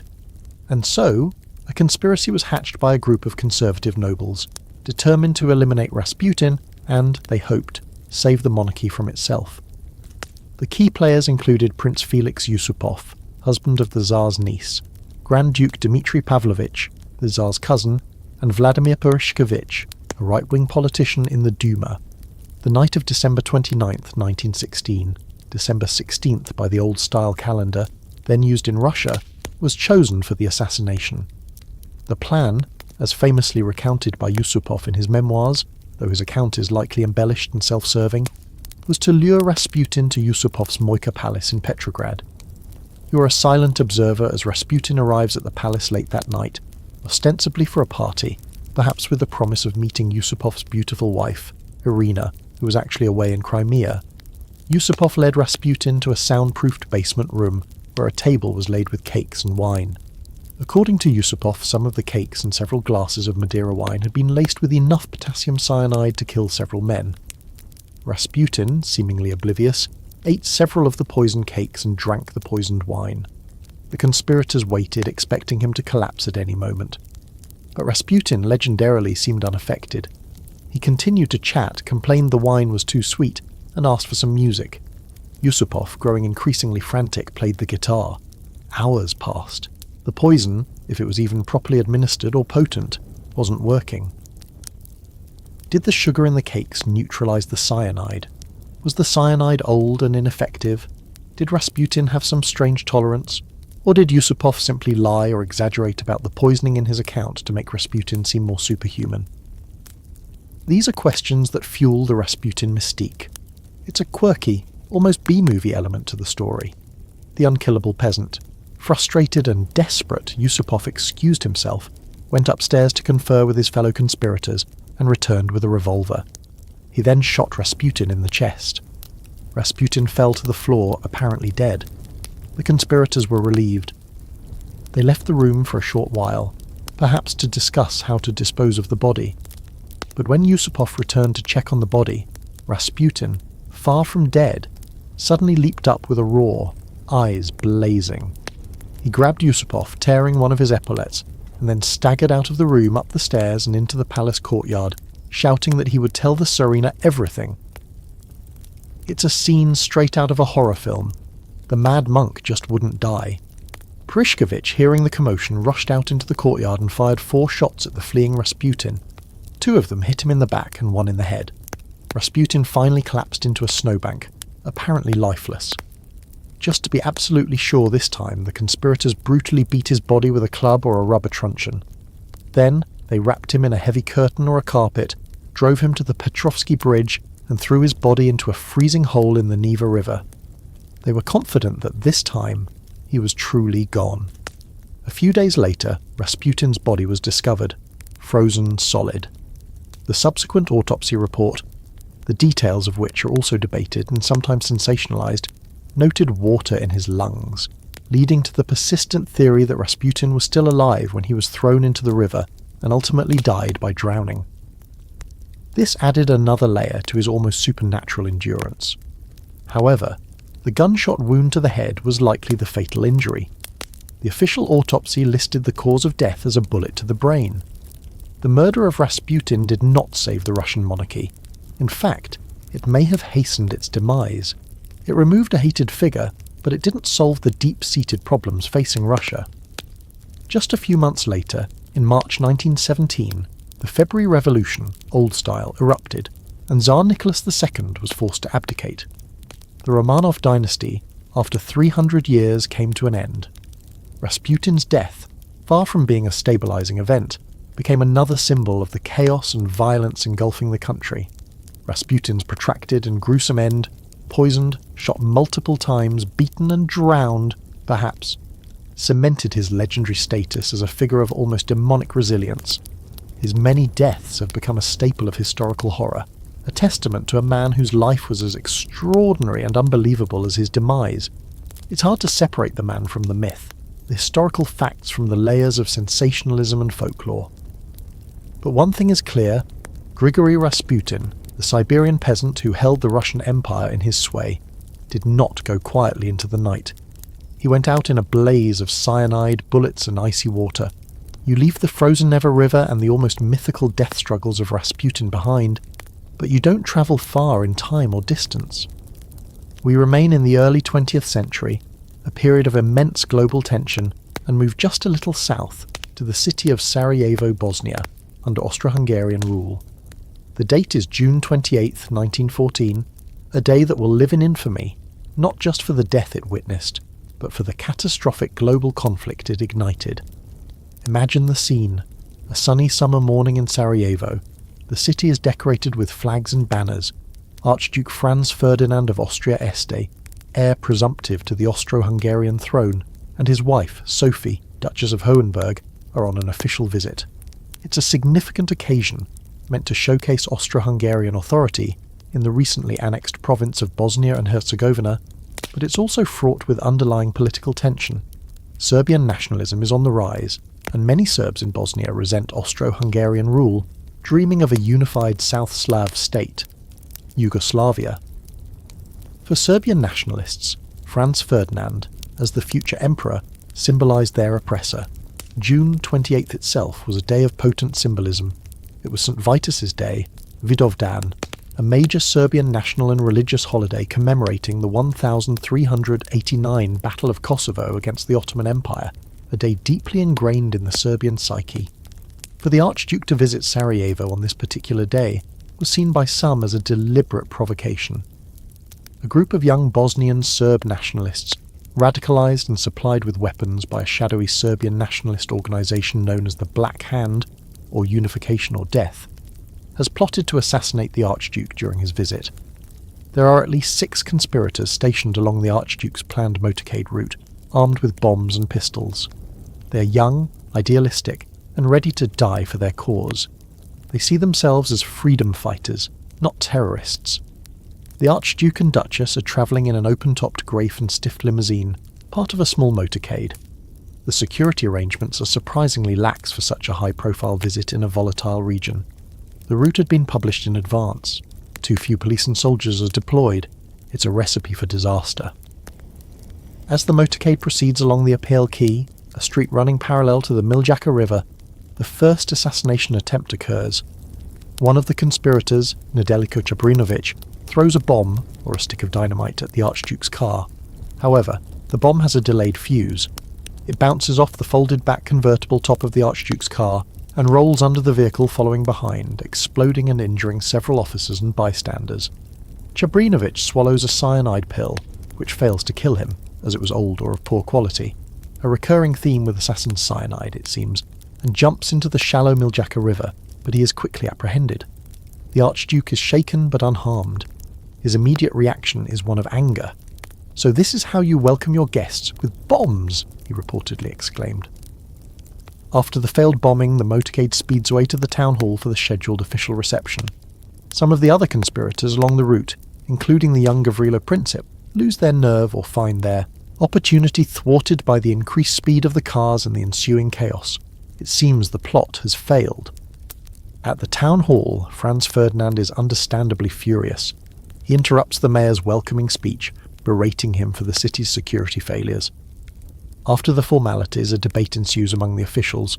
Should the Archduke continue with his planned itinerary, which included a visit to the city museum, or should they leave Sarajevo immediately? Franz Ferdinand, concerned about the wounded from the bombing, decides he wants to visit them in the hospital. His wife, Sophie, insists on accompanying him, despite the obvious danger. It's a poignant historical fact that Sophie's insistence on staying by her husband's side, despite the clear and present danger after the first attack, sealed her fate alongside his. A fateful decision is then made to change the route to the hospital to avoid the crowded city centre. However, this change of plans is not clearly communicated to the drivers of the motorcade. As the cars set off from the town hall, the led car, followed by the Archduke's car, mistakenly turns right onto Franz Josef Street, following the original planned route towards the museum, instead of continuing straight along the Appell Quay towards the hospital. General Oskar Potiorek, the governor of Bosnia, who's in the car with Franz Ferdinand and Sophie, realises the mistake and shouts at the driver, "What is this? This is the wrong way! We're supposed to go straight!" The driver, confused, brakes and begins to slowly reverse the car back onto the Appell Quay. And here, in one of history's most stunning coincidences, or perhaps twists of fate, the car stalls or comes to a near standstill almost directly in front of where one of the remaining conspirators, 19-year-old Gavrilo Princip, happens to be standing. Princip had likely given up on the assassination attempt after the earlier bombing and the motorcade's quick departure.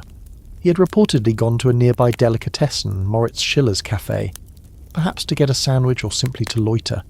Now, incredibly, his target has been delivered to him, almost stationary, just a few feet away. Historians still debate the exact sequence of events and whether Princip was coincidentally at that spot or had positioned himself there hoping for another chance. The sandwich theory, that he was just grabbing a bite, is a popular, almost mundane detail that highlights the sheer chance involved. Princip seizes his unexpected opportunity. He steps forward, draws his FN model 1910 semi-automatic pistol, and fires 2 shots at point-blank range into the open car. The first bullet strikes Archduke Franz Ferdinand in the neck, severing his jugular vein. The second bullet hits Duchess Sophie in the abdomen. Sophie reportedly cries out, "For God's sake, what has happened to you?" and then slumps over, dying almost instantly. Franz Ferdinand, still conscious, supposedly pleads, "Sophie! Sophie! Sterbe nicht! Bleibe am Leben für unsere Kinder!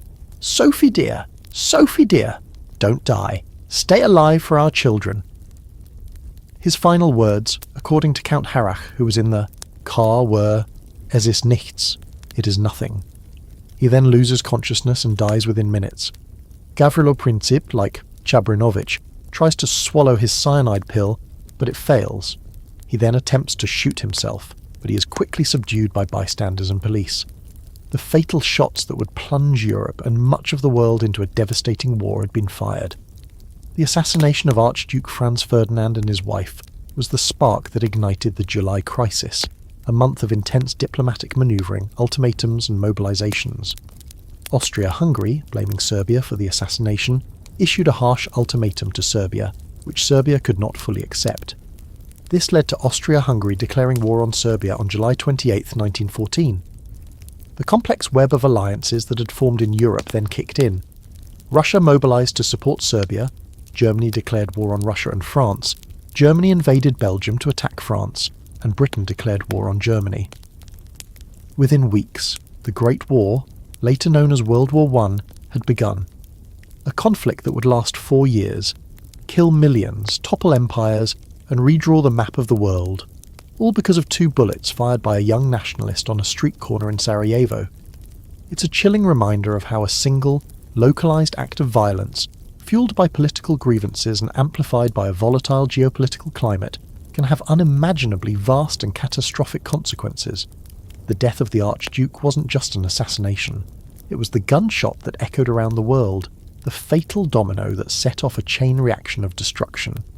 You step away from the tragically fateful street corner in Sarajevo, the echo of Gavrilo Princip's gunshot still ringing with the weight of impending world war, and travel much further back in time to the tumultuous heart of the Roman Republic. We're in 121 BC, a period of intense social and political strife, long before Caesar's dramatic exit, but one that in many ways set the stage for the Republic's eventual collapse. You're about to witness the desperate, dramatic end of a man who tried to champion the common people against the entrenched power of the senatorial elite. Gaius Sempronius Gracchus. Gaius Gracchus, along with his older brother Tiberius Gracchus, belonged to one of Rome's most distinguished plebeian noble families, the Semproni Gracchi. Their mother, Cornelia, daughter of the great general Scipio Africanus, who defeated Hannibal, was renowned for her virtue and intellect, famously referring to her sons as her jewels. Both brothers became deeply concerned with the plight of the Roman plebs, the common citizens, particularly the dispossession of small farmers whose lands were being swallowed up by large slave-run estates, latifundia, owned by the wealthy elite. This social inequality was creating instability and undermining the traditional basis of the Roman army, which relied on landowning citizens. Tiberius Gracchus, as tribune of the plebs in 133 BC, had attempted radical land reforms, seeking to redistribute public land to the landless poor. His efforts met with fierce opposition from the Senate, and he was ultimately clubbed to death, along with hundreds of his supporters, in a riot instigated by senators. It was an unprecedented act of political violence within the city of Rome, a grim precedent. About a decade later, his younger brother Gaius Gracchus followed in his footsteps, undeterred by Tiberius's grim fate. Gaius was elected tribune of the plebs for 123 BC, and again for 122 BC. He was a more charismatic and perhaps even more radical reformer than Tiberius. He didn't just focus on land reform, he enacted a wide range of laws, the leges semproniae, aimed at empowering the common people and curbing the power of the senatorial aristocracy. These included laws to provide subsidized grain for the urban poor, the lex frumentaria, laws to improve conditions for soldiers, judicial reforms that transferred jury courts from senators to equestrians, the business class, and proposals for new colonies to provide land for citizens. He even controversially proposed extending Roman citizenship to Rome's Italian allies, a move that was popular with the allies but alienated some of his Roman supporters. His broad programme of reforms was a direct challenge to the Senate's traditional authority and economic interests. Gaius was a brilliant orator and a shrewd politician. For a time, he was the most powerful man in Rome, commanding immense popular support, but his reforms, particularly the citizenship proposal and his increasing dominance, alarmed the senatorial elite even more than Tiberius had. They saw him as a demagogue, a would-be tyrant aiming to overthrow the Republic.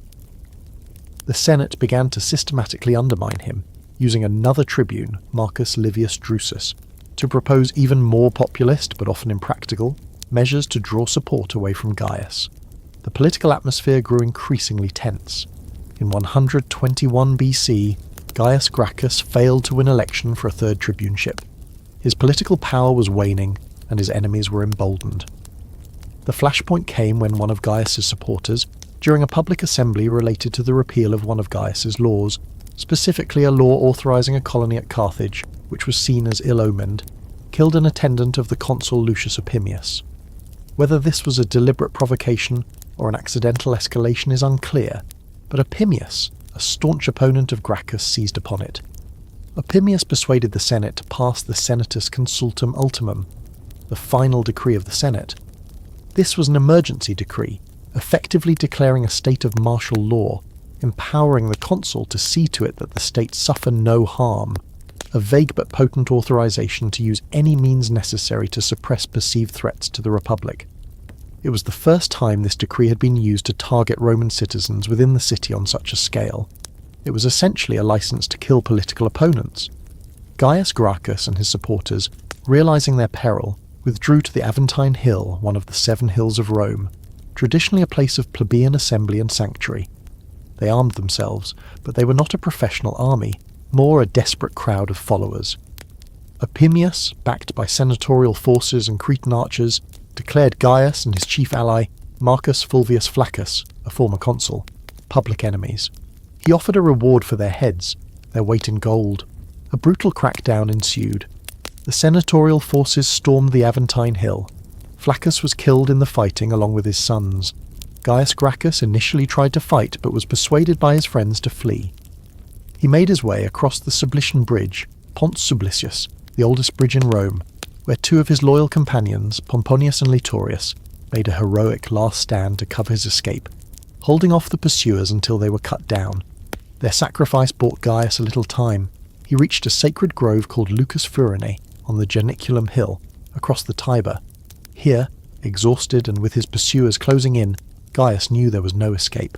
He didn't want to be captured, tortured, and humiliated by his enemies. According to Plutarch, he ordered his loyal slave Philocrates to kill him.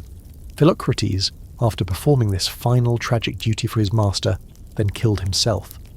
It was a desperate act of loyalty and a way for Gaius to control his own end, to die a free man rather than a captive. Historians still debate the exact details of his final moments, whether he truly ordered his slave to kill him, or if it was a mutual suicide pact, or even if Philocrates acted alone, seeing no other option. The aftermath was a bloodbath. Opimius launched a brutal purge, rounding up and executing thousands of Gracchus's supporters without trial. Some were strangled in prison. Their bodies were thrown into the Tiber. Gaius Gracchus's head was brought to Opimius, and the man who delivered it, Septim Euleus, allegedly filled it with molten lead to increase its weight, and thus his reward of gold, a particularly gruesome and avaricious quirky tidbit that illustrates the barbarity of the political climate. The death of Gaius Gracchus, like that of his brother Tiberius, marked a terrible turning point for the Roman Republic. It demonstrated that political disputes could, and would, be settled by violence and murder within the city itself. The Gracchan reforms were largely dismantled, but the social and economic problems they tried to address remained, festering and contributing to the decades of civil strife that would eventually lead to the Republic's downfall and the rise of emperors like Augustus. Gaius Gracchus's dramatic choice in that sacred grove, a self-inflicted or slave-assisted end, was a tragic sacrifice, the culmination of a brave but ultimately doomed attempt to reform a system deeply resistant to change. His death wasn't just a personal tragedy, it was a wound from which the Republic would never fully recover. You leave the tragic grove on the Janiculum Hill, the ghost of Gaius Gracchus fading with the Roman twilight, and find yourself moving forward in time, across the English Channel, to the bustling, often unsanitary and politically charged world of Tudor England. We're in the mid-16th century, specifically 1547, and the man whose final, agonising chapter we're about to witness is one of England's most iconic and most controversial monarchs, King Henry VIII. The name alone conjures up a vivid image, a large, imposing figure, perhaps with a goblet of wine in one hand and a turkey leg in the other, though that specific image is more caricature than reality. He's famous for many things: his 6 wives, his break with the Roman Catholic Church, and the establishment of the Church of England, the English Reformation, his lavish court, his ruthless suppression of dissent, and his insatiable appetite for power, food, and, well, new queens. He was a monarch who fundamentally reshaped England's religious, political and social landscape. But as he entered his later years, the once athletic, handsome and charismatic king, who had excelled at jousting, hunting and tennis in his youth, underwent a dramatic and rather grotesque physical decline. This wasn't a sudden dramatic death like some we've encountered. This was a slow, painful and undignified decay, a king literally rotting from the inside out while still on the throne. Several factors contributed to Henry's deteriorating health. A jousting accident in 1536, when he was in his mid-40s, is often cited as a turning point. He was unhorsed, and his armoured horse fell on top of him, rendering him unconscious for 2 hours. This accident likely exacerbated, or perhaps even caused, pre-existing leg injuries, possibly varicose ulcers, which plagued him for the rest of his life. These ulcers became chronic, suppurating, and incredibly painful. They also made it difficult for him to exercise, which, combined with his enormous appetite, led to massive weight gain. It's a mainstream historical fact that Henry VIII suffered from severe leg ulcers and became morbidly obese in his later years.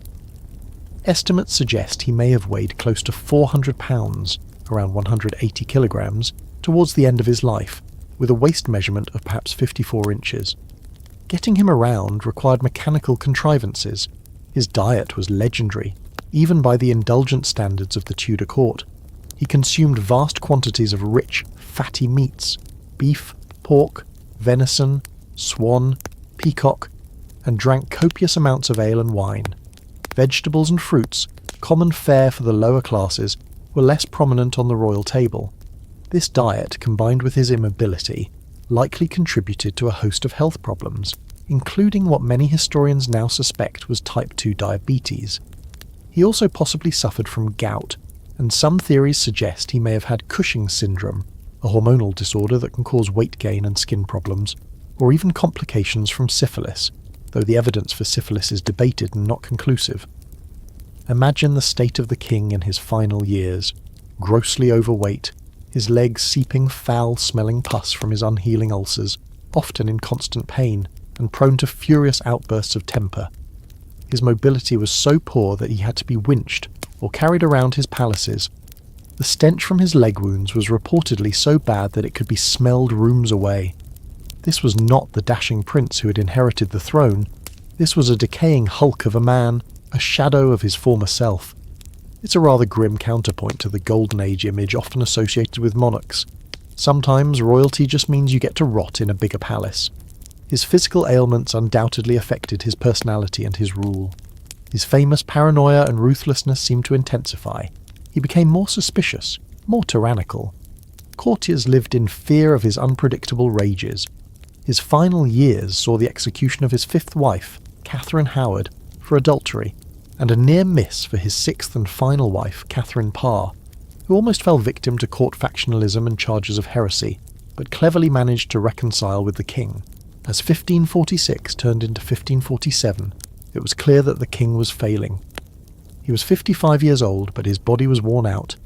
He suffered from fevers, and his leg ulcers worsened. He was confined to his chambers at the Palace of Whitehall in London.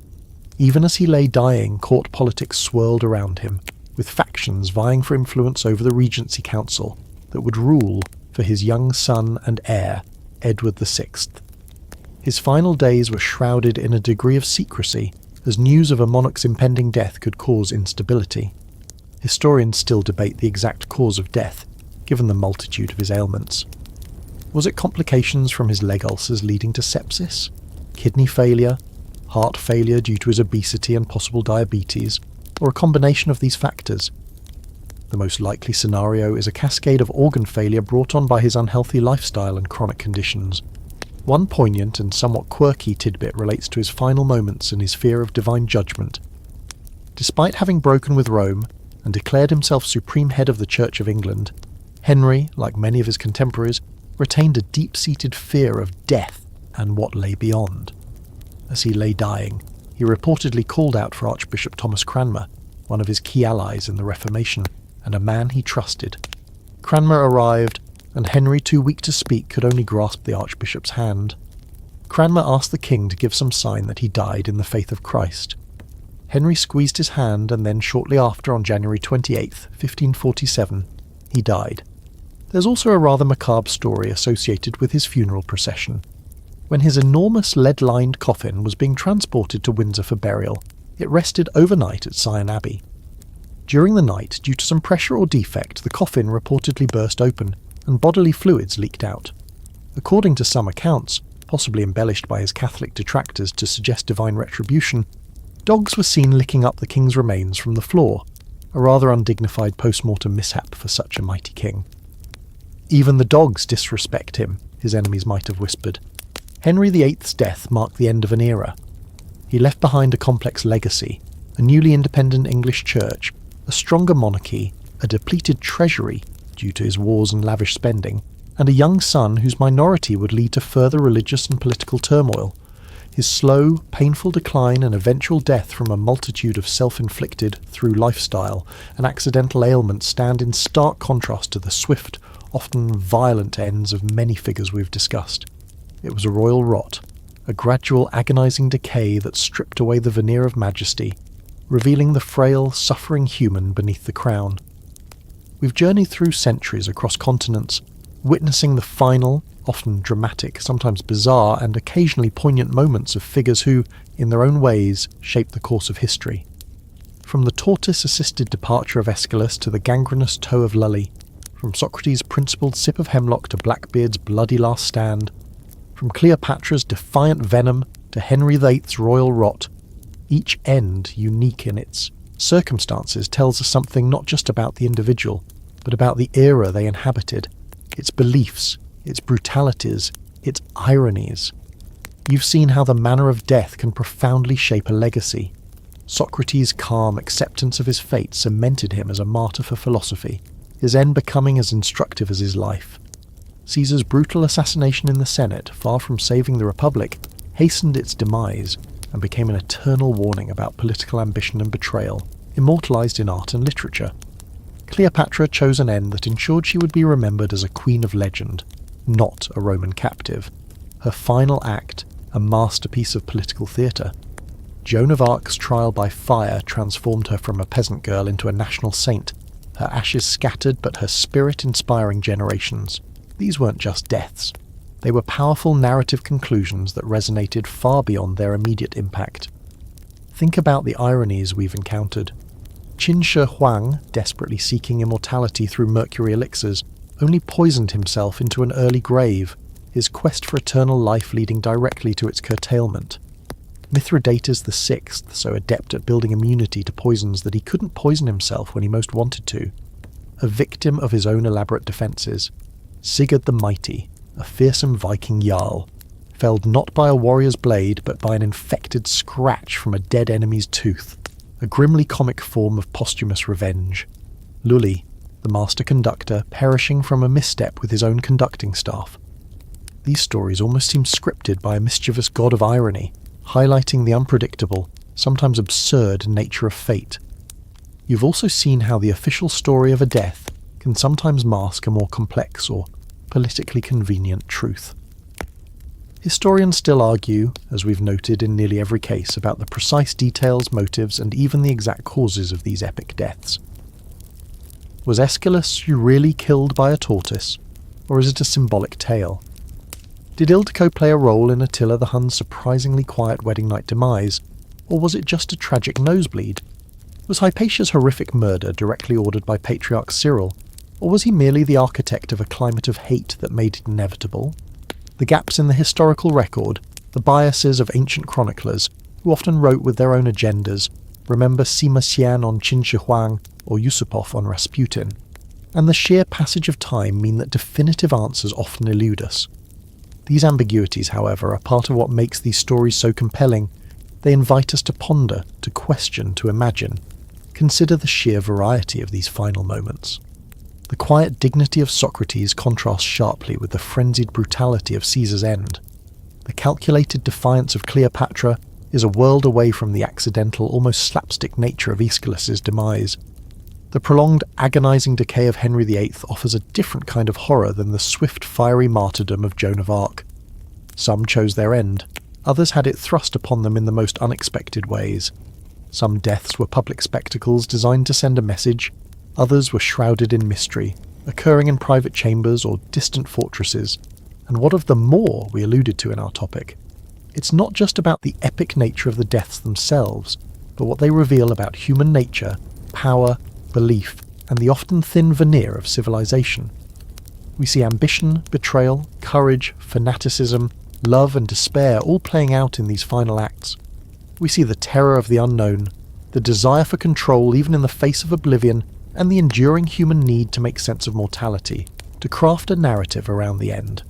These stories, passed down through chronicles, sagas, poems, and historical analyses, become part of our collective memory. They serve as cautionary tales, as sources of inspiration, or simply as fascinating glimpses into the past. They remind us that even the most powerful and influential figures are ultimately subject to the same inevitable fate that awaits us all, though, as we've seen, some exits are decidedly more memorable than others. You wouldn't necessarily want to experience a death like Blackbeard's or Hypatia's, but their stories grip us because they are so extreme, so vivid. The echoes of these departures continue to shape our understanding of history. The fall of Caesar wasn't just one man's death, it was a fault line in Roman history. The assassination in Sarajevo wasn't just the end of an archduke, it was the overture to a global catastrophe. The way these individuals died became inextricably linked with how they lived and what they represented, forever colouring their place in the grand, sprawling, and often bloody tapestry of the human story. They remind us that history is not just a dry recitation of dates and events, but a collection of intensely human dramas, with endings as varied and impactful as the lives themselves. From a tortoise falling from the sky to a king rotting on his throne, each ending is a full stop, but also, in its own way, a new beginning for the story that would be told about them. As the night deepens around you, and these tales of final moments settle in your mind, perhaps you feel a little more connected to these distant figures, a little more aware of the fragile thread of life that binds us all across the ages. Their epic deaths, in all their tragedy, irony, and occasional absurdity, serve as powerful reminders of the drama inherent in the human condition, a drama that continues to unfold, one life, one story, one final breath at a time. The candles of history flicker, casting long shadows from these monumental exits. The echoes of battle cries, of final pronouncements, of surprised gasps begin to soften now, carried away on the gentle currents of time that flow towards slumber. These stories, stark and vivid as they are not meant to haunt your dreams, but rather to illuminate the immense, intricate, and sometimes bewildering tapestry of human existence, a tapestry woven with threads of courage, folly, brilliance, and bewildering chance. Each end we've witnessed, whether a quiet acceptance in a stone cell or a defiant roar on a blood-soaked deck, was but a single stitch, yet one that defined the pattern for all who came after, for all who would tell the tale. Let the intensity of these final moments recede now, like the tide pulling away from the shore, leaving behind only the smooth, cool sand of quiet contemplation. The weight of empires, the clash of philosophies, the desperate struggles for life or for legacy, all these can be laid gently aside as you prepare for your own quiet interlude of rest. The world of ancient vendettas and royal agonies will wait. For now there is only the stillness of your room, the comforting presence of the night, and the promise of dreams that are, hopefully, far less dramatic than the lives and deaths we have journeyed through together. Allow the softer darkness to be a comforting blanket, a gentle erasure of the day's concerns, and a quiet space for your mind to find its own peaceful equilibrium. Sweet dreams.